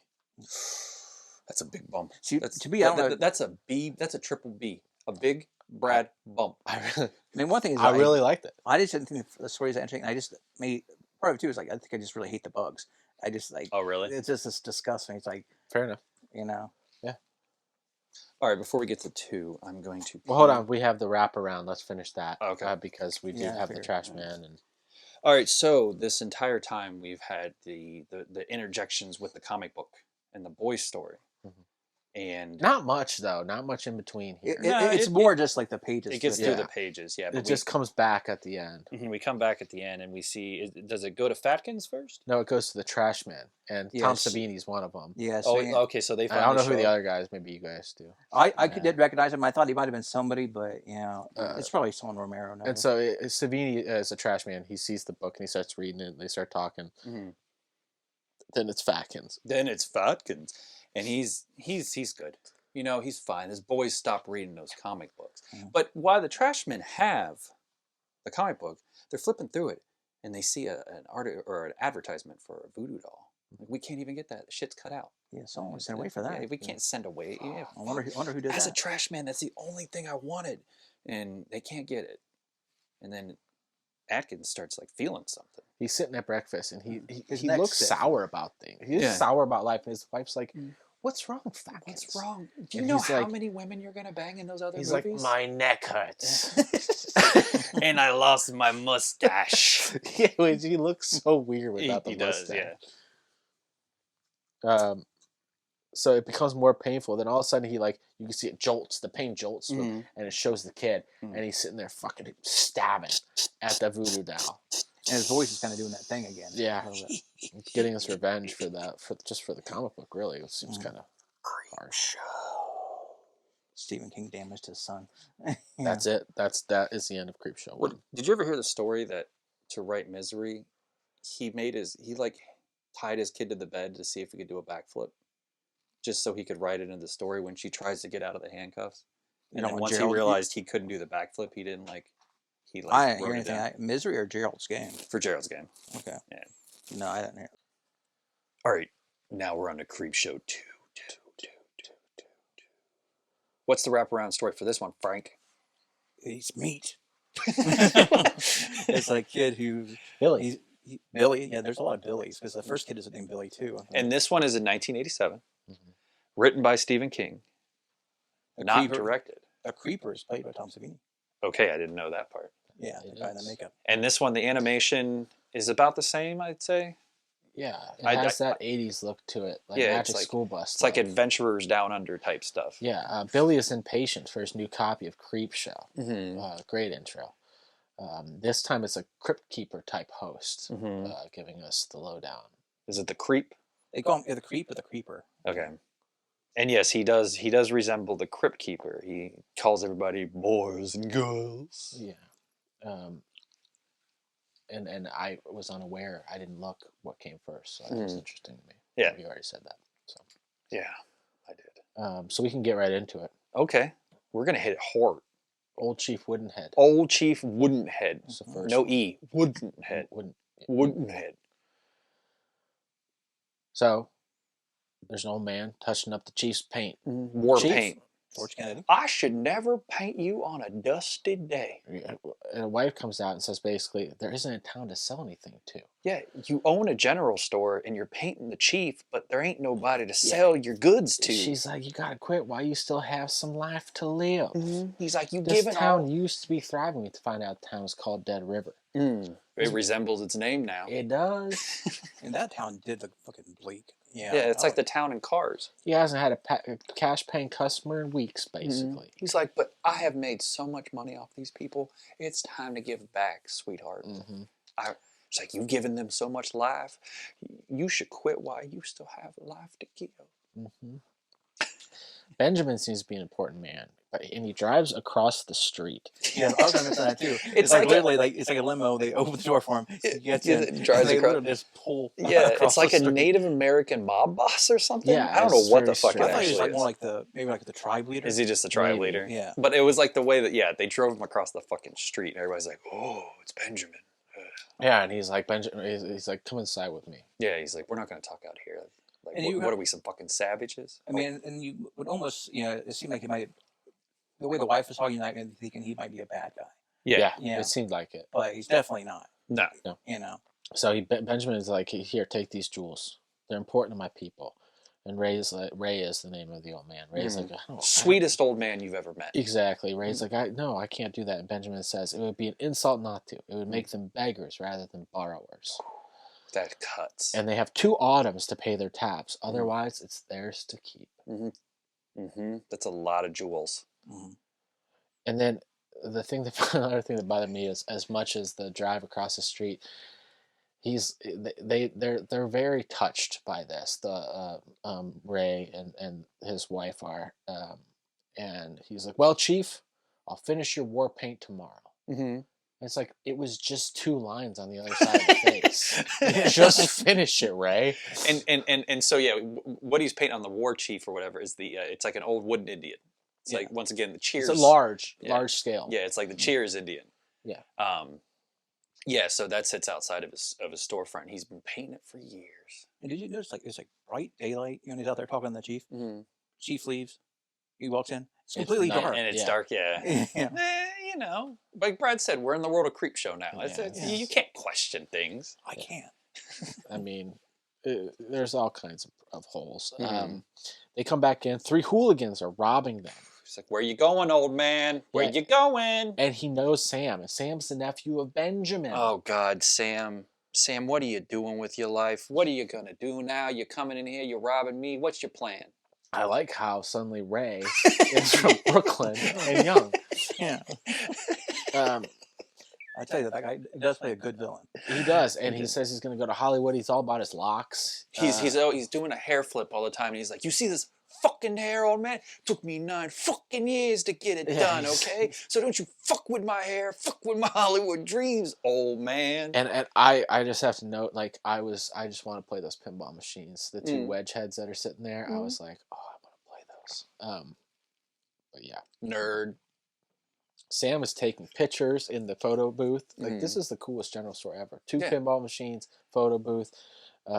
Maybe that's why he's made so much cheddar cheese. Yeah, so they just there's 3 of them, and you can tell Sam is definitely the leader. There's Fatso and Rich Boy. Fatso and Rich Boy. Fatso and Rich Boy, yep. No, Fat Stuff. Oh, Fat Stuff. Fat Stuff. Oh. Sam knows about the jewels. Sam is going to take it and go to L.A. So it's like, that's $10,000 worth of jewels in your hand over there, old man. It's like 10,000 in jewels. That's how. Doesn't sound like it's. I don't know, but and then they'll like Fatso. I think it's Fat Boy. What's your Fat Bag? Fat Stuff. Fat Stuff. He's just like, really, let me see the fucking bag. They take the bag.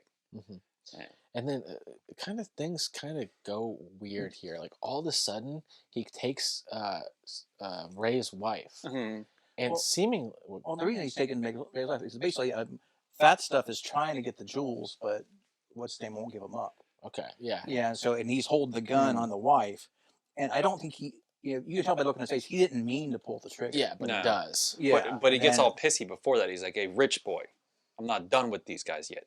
Go get the car." And so he's like, and then don't leave me. Yeah, that's when you start to be like, this guy is kind of an asshole because Rich Boy doesn't want to do that. Rich Boy wasn't in this for murder. Rich Boy was in this just get some money and go to Hollywood. Now it's getting serious. And yeah, Martha goes down. He shoots Martha, seemingly by accident. And then Sam shoots Ray. Yeah. You're like, wait a minute, this has escalated quickly. Well, and for a penny and for a pound. And it's fucking sad, too, because as Ray's taking a shotgun to the belly, and he's still like, Martha. And so then the Fat Stuff is going with him. They start to leave. And he sees the Chief Woodenhead, start to move. The wooden Native American statue starts to move.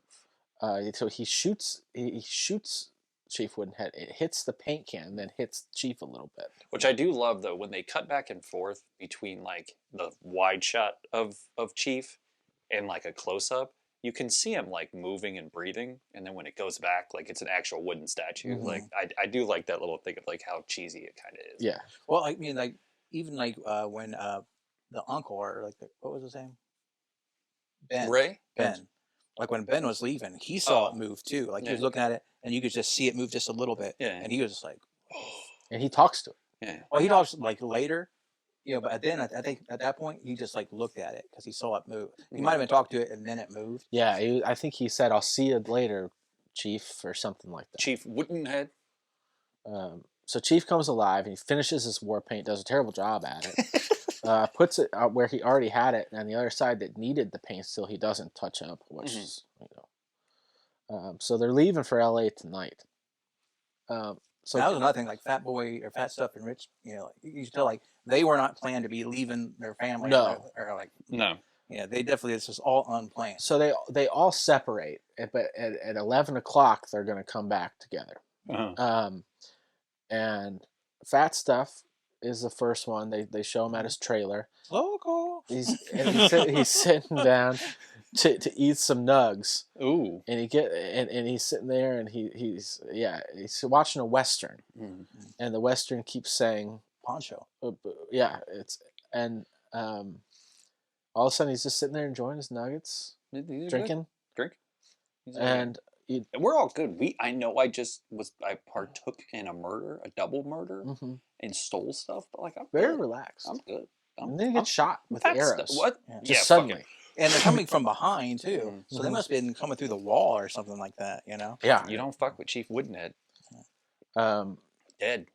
And then just very quickly Mhm. flashes to Rich Boy. Ooh, Rich Boy's sneaking out of his parents' house. His parents are watching Westerns. It's like tiptoeing. And he hears some commotion. He Mm. goes outside and the car is like destroyed in the garage. And his parents he's sneaking like his parents are going to hear him. His parents don't even bother with the fact that this car is I getting mean, it's a demolished. brand new Firebird. You gotta think of the two. Like, so Woodenhead, he's planning on killing Rich Boy. Why did he need to tear up the car? It's not like he's gonna like piss off Rich Boy that much. He's gonna be dead soon. I guess maybe to draw Rich Boy out. Maybe he was leaving anyway. He didn't know that necessarily, I You know. guess. So it didn't disturb the parents, nothing. That TV was so loud, and they're watching the same thing. It's like Poncho. And so then he dies. Dead. Rich Boy dead. And you only see the shadow with this one. Oh, I did like that one because it even looked like the shadow even looked robotic. Yeah, he Like moves so slow. Yeah. And then you see the spray of blood on the door or window, whatever the fuck it was. And then it goes to Sam. Oh, Sam. Poor Sam. Watching a Western. With his lies. Yeah, he's looking at himself in the mirror. Yeah. So straight, so perfect hair. Chief is there, moving slow as shit. What does he do? He goes to the bathroom with a shotgun. And he shoots him. Or He cuts off his locks. Oh yeah, he scalps him. That's not good. Oh, he does. Yeah, that's right. Okay. I was watching it on Tubi with commercial breaks. I might have went to the bathroom. I don't know. Benjamin wakes up and the jewels are there with him. Uh-oh. He's like, what the fuck? Yeah, because there's like blood on him too. Like he looks at his hands. Yeah, he's like, what? Meteor shit.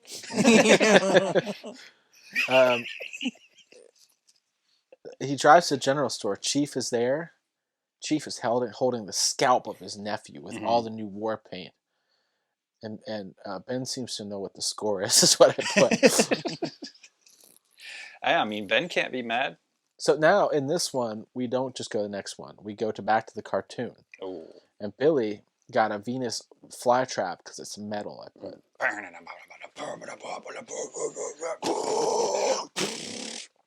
And the next, I'm sorry, Chief Woodenhead. What is the? Chief Woodenhead. Number 4. I have it as number 2. I I love this one. Number 3. Okay, so we all kind of agree it's one of the better. Mm-hmm. I enjoy this one a lot. I like it a lot. So yes, then he gets a Venus flytrap, but there's a bully. So the raft. Are we not going back to Venus flytrap? I don't think. Or did the bully not show up? I don't think the bully. No, okay. actually, he just went to the post office and he got it. Oh, okay. Yeah, it's I the don't post think those are office, just yeah. petunia bulbs. Yeah. Yeah. Okay. Uh, So yeah, then we have the raft. It's almost Halloween. Almost Halloween. And the beach is closed, but there's young co-eds, and they're like, we're going to go for a swim.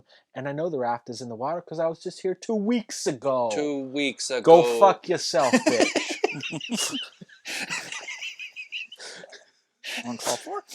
They're smoking J's, too. Oh, yeah. They have a lot of J's. They lots of J's. And one thing I didn't notice till this recent watch, like when they're getting ready to pass it around the joint, Randy, basically his girlfriend's in the backseat.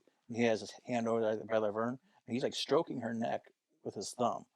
And his girlfriend notices, and she kind of gets pissed off about it. I never noticed that before. I didn't notice it this time. How did you get all these people's names? I just watched it today. Oh. But literally, like he's like just like his thumb just stroking her like shoulder. Mm-hmm. Because before that I didn't realize like it was kind of anything, but she kind of had to know that he was into her if he's doing that. And she ain't saying nothing. Mm-hmm. Hey, if you got the opening, shoot your shot, right? Boom. So they start to swim out, but they see the duck struggling. He's like, "What the fuck's that about?" But they keep going. Yeah. One guy notices a blob in the water.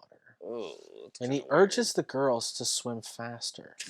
But Laverne can't swim very well. Never taught. And one guy's like, Poncho. Yeah, I do think it's... It's not Poncho, it's the jackass guy. What's his name? Randy. Randy, he's like, I think it's an oil slick, I think. He's the one that says it. With the yellow shorts? No, he's the one with the dickhead. He has like the banana. Oh, okay. No, that's not... No, Randy is the younger, or not the younger one. Like he's the nice. He's the nicer one. Again. Okay, I'm sorry. He's Poncho. I have him as Poncho because that's what the other guy calls him. Oh. Yeah. And the whole time though, I do want to point out that the car that came in on is just blaring music and the doors open and everything.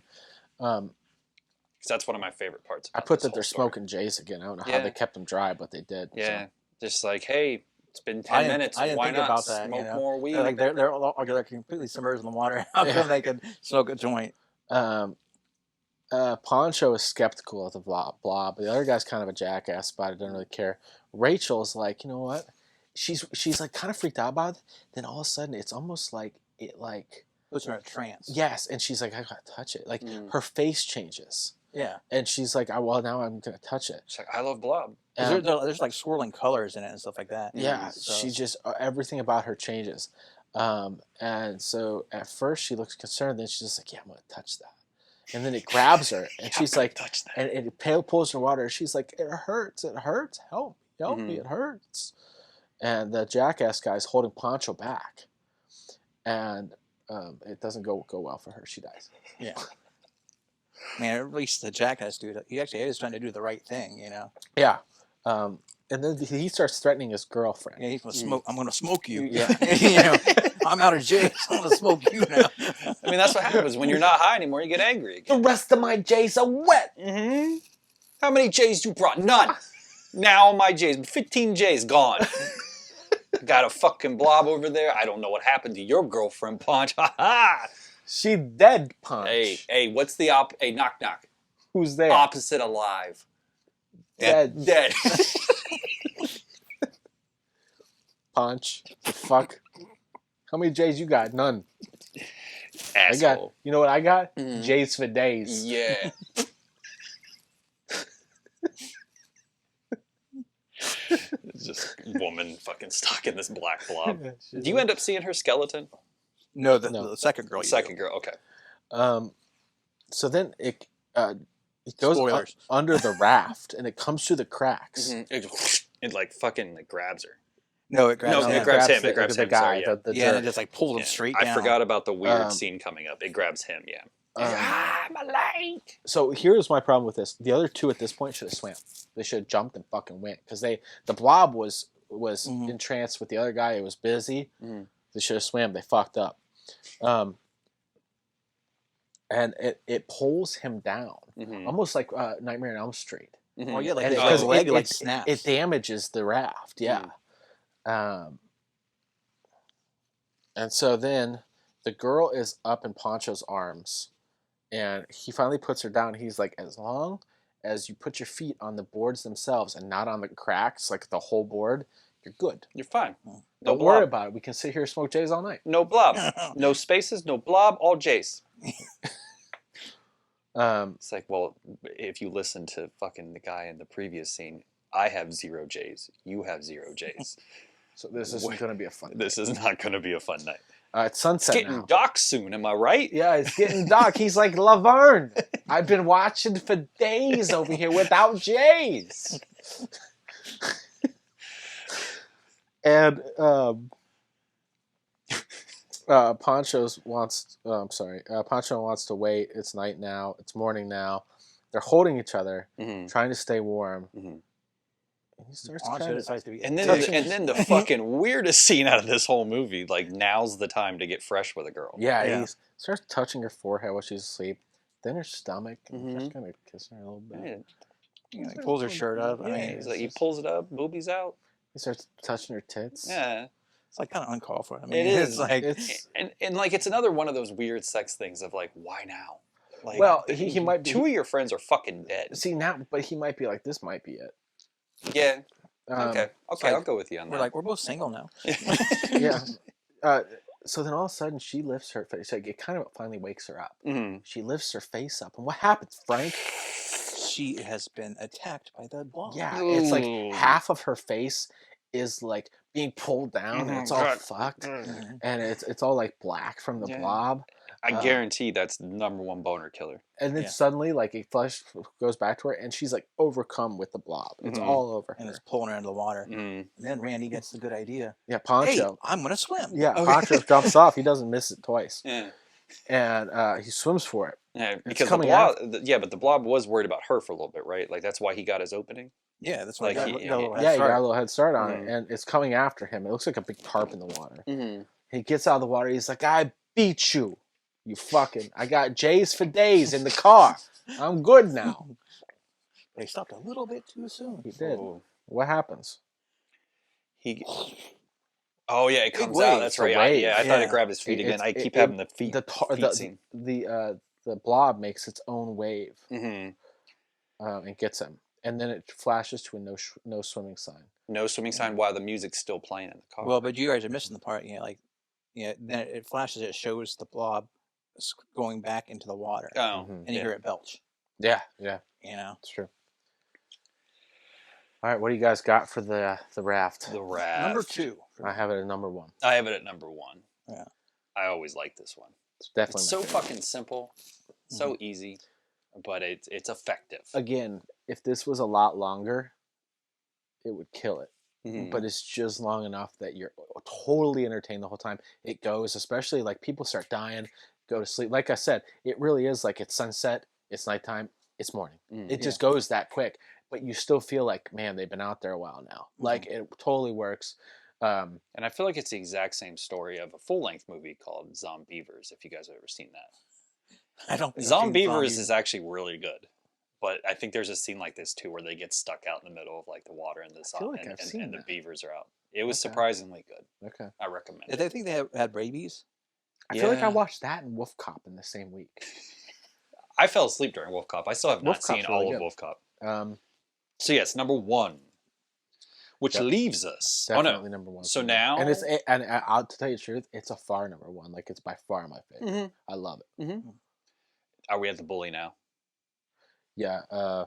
Back to the cartoon. Bullies are after Billy. Oh, Bully Billy. They have his fly trap.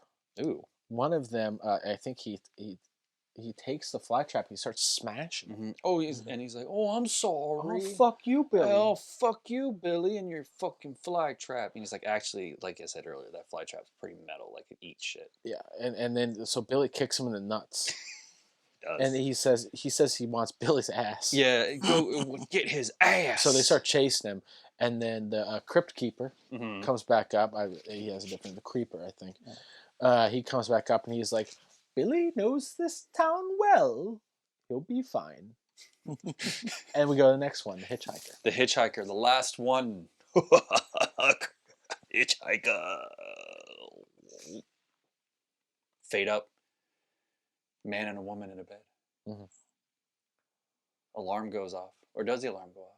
Or does she just wake up and be like... wakes up. And the that was the problem that she overslept. Yeah. She overslept, and then they have a conversation about how he hates the alarm. or she wants to get him a new 11 o'clock. He doesn't want the one that she likes, and so on and so forth. But then you also find out that these people, they're not boyfriend girlfriend. No, They're doing and bad they're not things. even cheating. Really. No, he's a gigolo. he's paid for sex guy. I mean, they are But cheating, 3 but orgasms. not like 6. 6? It was a 6 6 orgasms. That's what she paid for because he wants a raise. He's like, those are introductory prices. And she does give him more money. She does, yeah. And she's like, oh yeah, you're worth it. He's But like, well, I want a Mercedes, and she's like, well, here's like a couple more dollars. I have to get home if you want that Mercedes because my husband's gonna kill me. She leaves. She has to go 20 miles in 7 minutes. It's impossible, Brad. It's impossible. It's impossible, Frank. I agree. Her husband will be home at 11:30, Mm-hmm. and she's like, it's going to be exactly 11:30 because he's so. Because maybe he'll be late. No, he won't be he late. won't be late. He won't be she late. talks to But he herself will be. a lot. Yeah. But it's another matter. But he's never late. She almost seems bothered by the fact that he's so On time. well, just so like stuck in his ways. Yeah. There's no chance she's getting out of this. Mm-hmm. Though I also say that she didn't have to stay and fucking talk to him. She could have been like, I'm a repeat customer. I'll pay you next time. You know I'm fucking good for it. Yeah. I gotta go, bitch. Yeah. But What's he going to do? Call a cop? yeah, This that's bitch neither can't here pay nor me for sex. yeah. She's in a hurry. She is in a hurry. All of a sudden, she goes on a like off ramp, Off ramp. and she kind of runs to the guardrail, runs to another guardrail, and all of a sudden, boom! That's the sound of a person hitting a car. Yes, she hits a hitchhiker. Or a car hitting a person. Nope, he fucking hit her. The way I see it. A car starts to come, and she's like, "Fuck!" She turns her lights off Mm-hmm. and goes off the ramp, and she gone. She gone. She gone. And she's like, that's fine. Don't Car. worry about it. So a man stops. Gets Oh, out of yeah. his car. And he's like, "What the fuck happened?" Isn't that Stephen? No. Steve No, King? there's one guy who stops. And One guy Stephen stops. King comes. Stephen He's King. a truck driver. Okay. Then a couple stops. So then that's really all we see of them, Mm-hmm. of any of those people. Mm-hmm. The first guy that stops, we learn later who he is. Mm-hmm. Yes. On her way home, she's talking about if she can get away with it. Or if she can live with it. Yeah, basically, she's having a conversation with herself about how much it's going to cost. That's what she's worried about. It's gonna be $4,000. Yeah, and then she sees the guy is all bloody and in a yellow slicker trying to hitchhike still. Mm-hmm. And then she looks again, he's not there. Mm-mm. She says, "What the fuck?" What the fuck? Then all of a sudden, she looks and he's next to her. She's like, "What the?" And he's like, "Thanks for the ride." Hey, lady. Thanks for the ride, lady. She drives a little. Then he's on top of the car. Still, he's like still thanking her. He's just a really grateful guy. Thanks for the ride, lady. Thanks for the ride. Hey, lady. She drives away with him on the car. She, of course, drives into the woods trying to get rid of him. He gets hit off with a tree trunk. Like, Yeah, she like rams him. So he's not really caring about the damage to her car anymore. she hears an animal, gets a gun. The guy opens the door again. He's like, "Hey, thanks for the ride." Hey, lady. Thanks for the ride.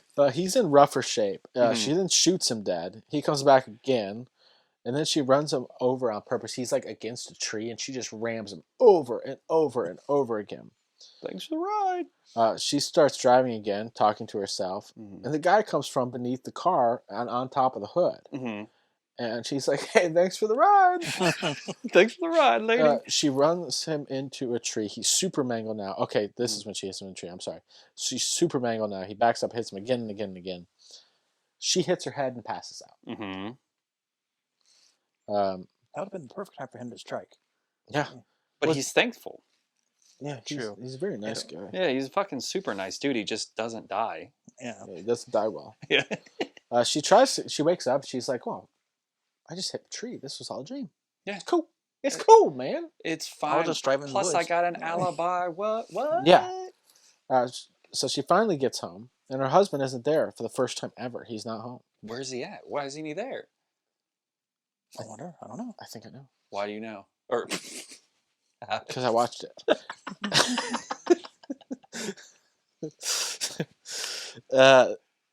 So the guy she hit's still there. He's practically just a red blob, and he's still thanking her. He's like, "Thanks for the ride."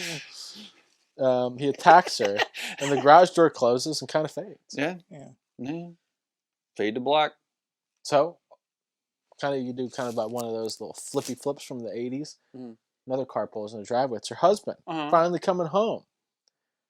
He's like, "What happened to this car?" The fuck? And he goes opens the door. What does he see? Dead wife. Yeah. Anybody else? She's holding the sign that the hitchhiker was holding that said Dover, because that's where he was going. So she's dead. She's dead. holding the hitchhiker sign. Yep, she became the hitchhiker herself. But wouldn't he, since he was at the accident scene, wouldn't he have seen the Dover sign? Wasn't that still there too, like the real one? He would have seen it. Yeah. Yeah. So there you to go. Make you go, That went quick, and that was the longest one Yeah. of this one. I mean, not that one is my number 7. I didn't really care for that one. That's my number 6. That's my number 6. I like it. It's a good story. Once you've seen it, I don't feel like The Raft I could watch again tonight. The Hitchhikers, and that's, to be honest, why I didn't answer the last part, is that by that point I just focused. Yeah, I just zoned out. So I didn't even watch that one for the rewatch. Oh, you didn't? No.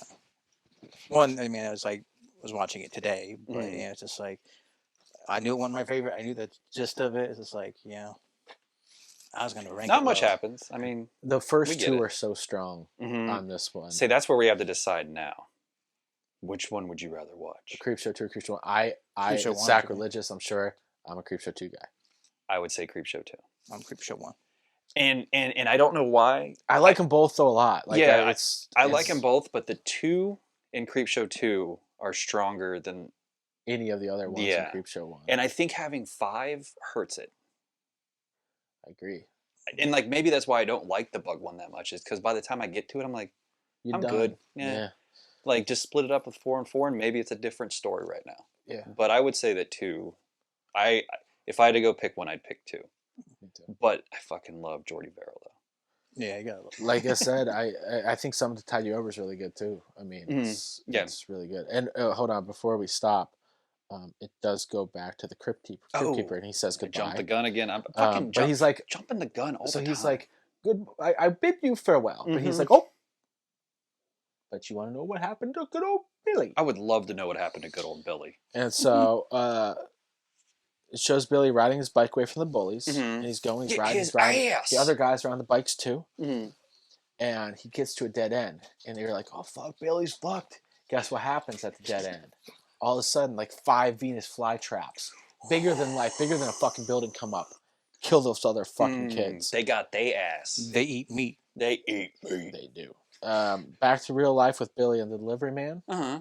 And that's pretty much it. Okay. Creepshow 2. Creepshow 2.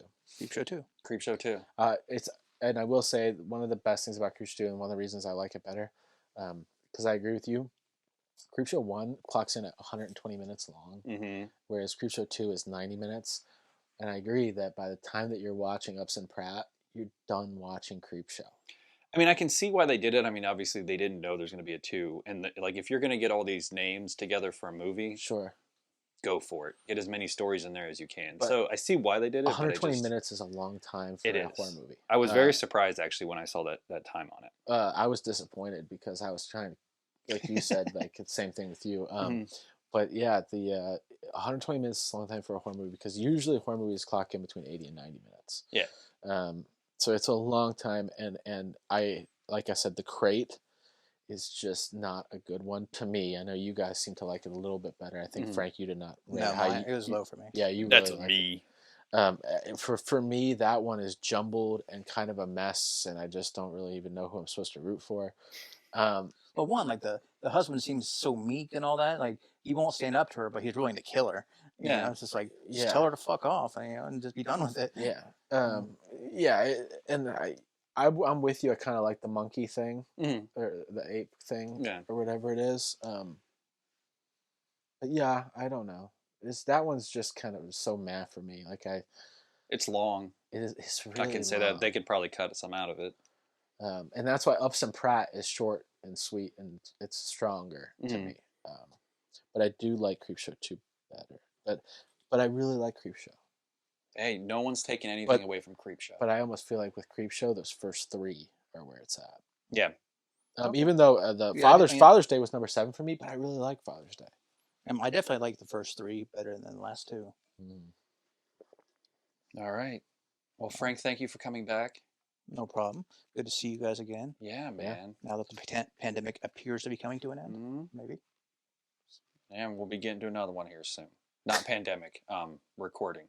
Yes. Sorry, the way I said Good. that. I don't want COVID-20. No Yeah. COVID-20. And on that note, go watch Creepshow, the TV series. Oh. Okay. Grant and Brad's Ghastly Gab. 私が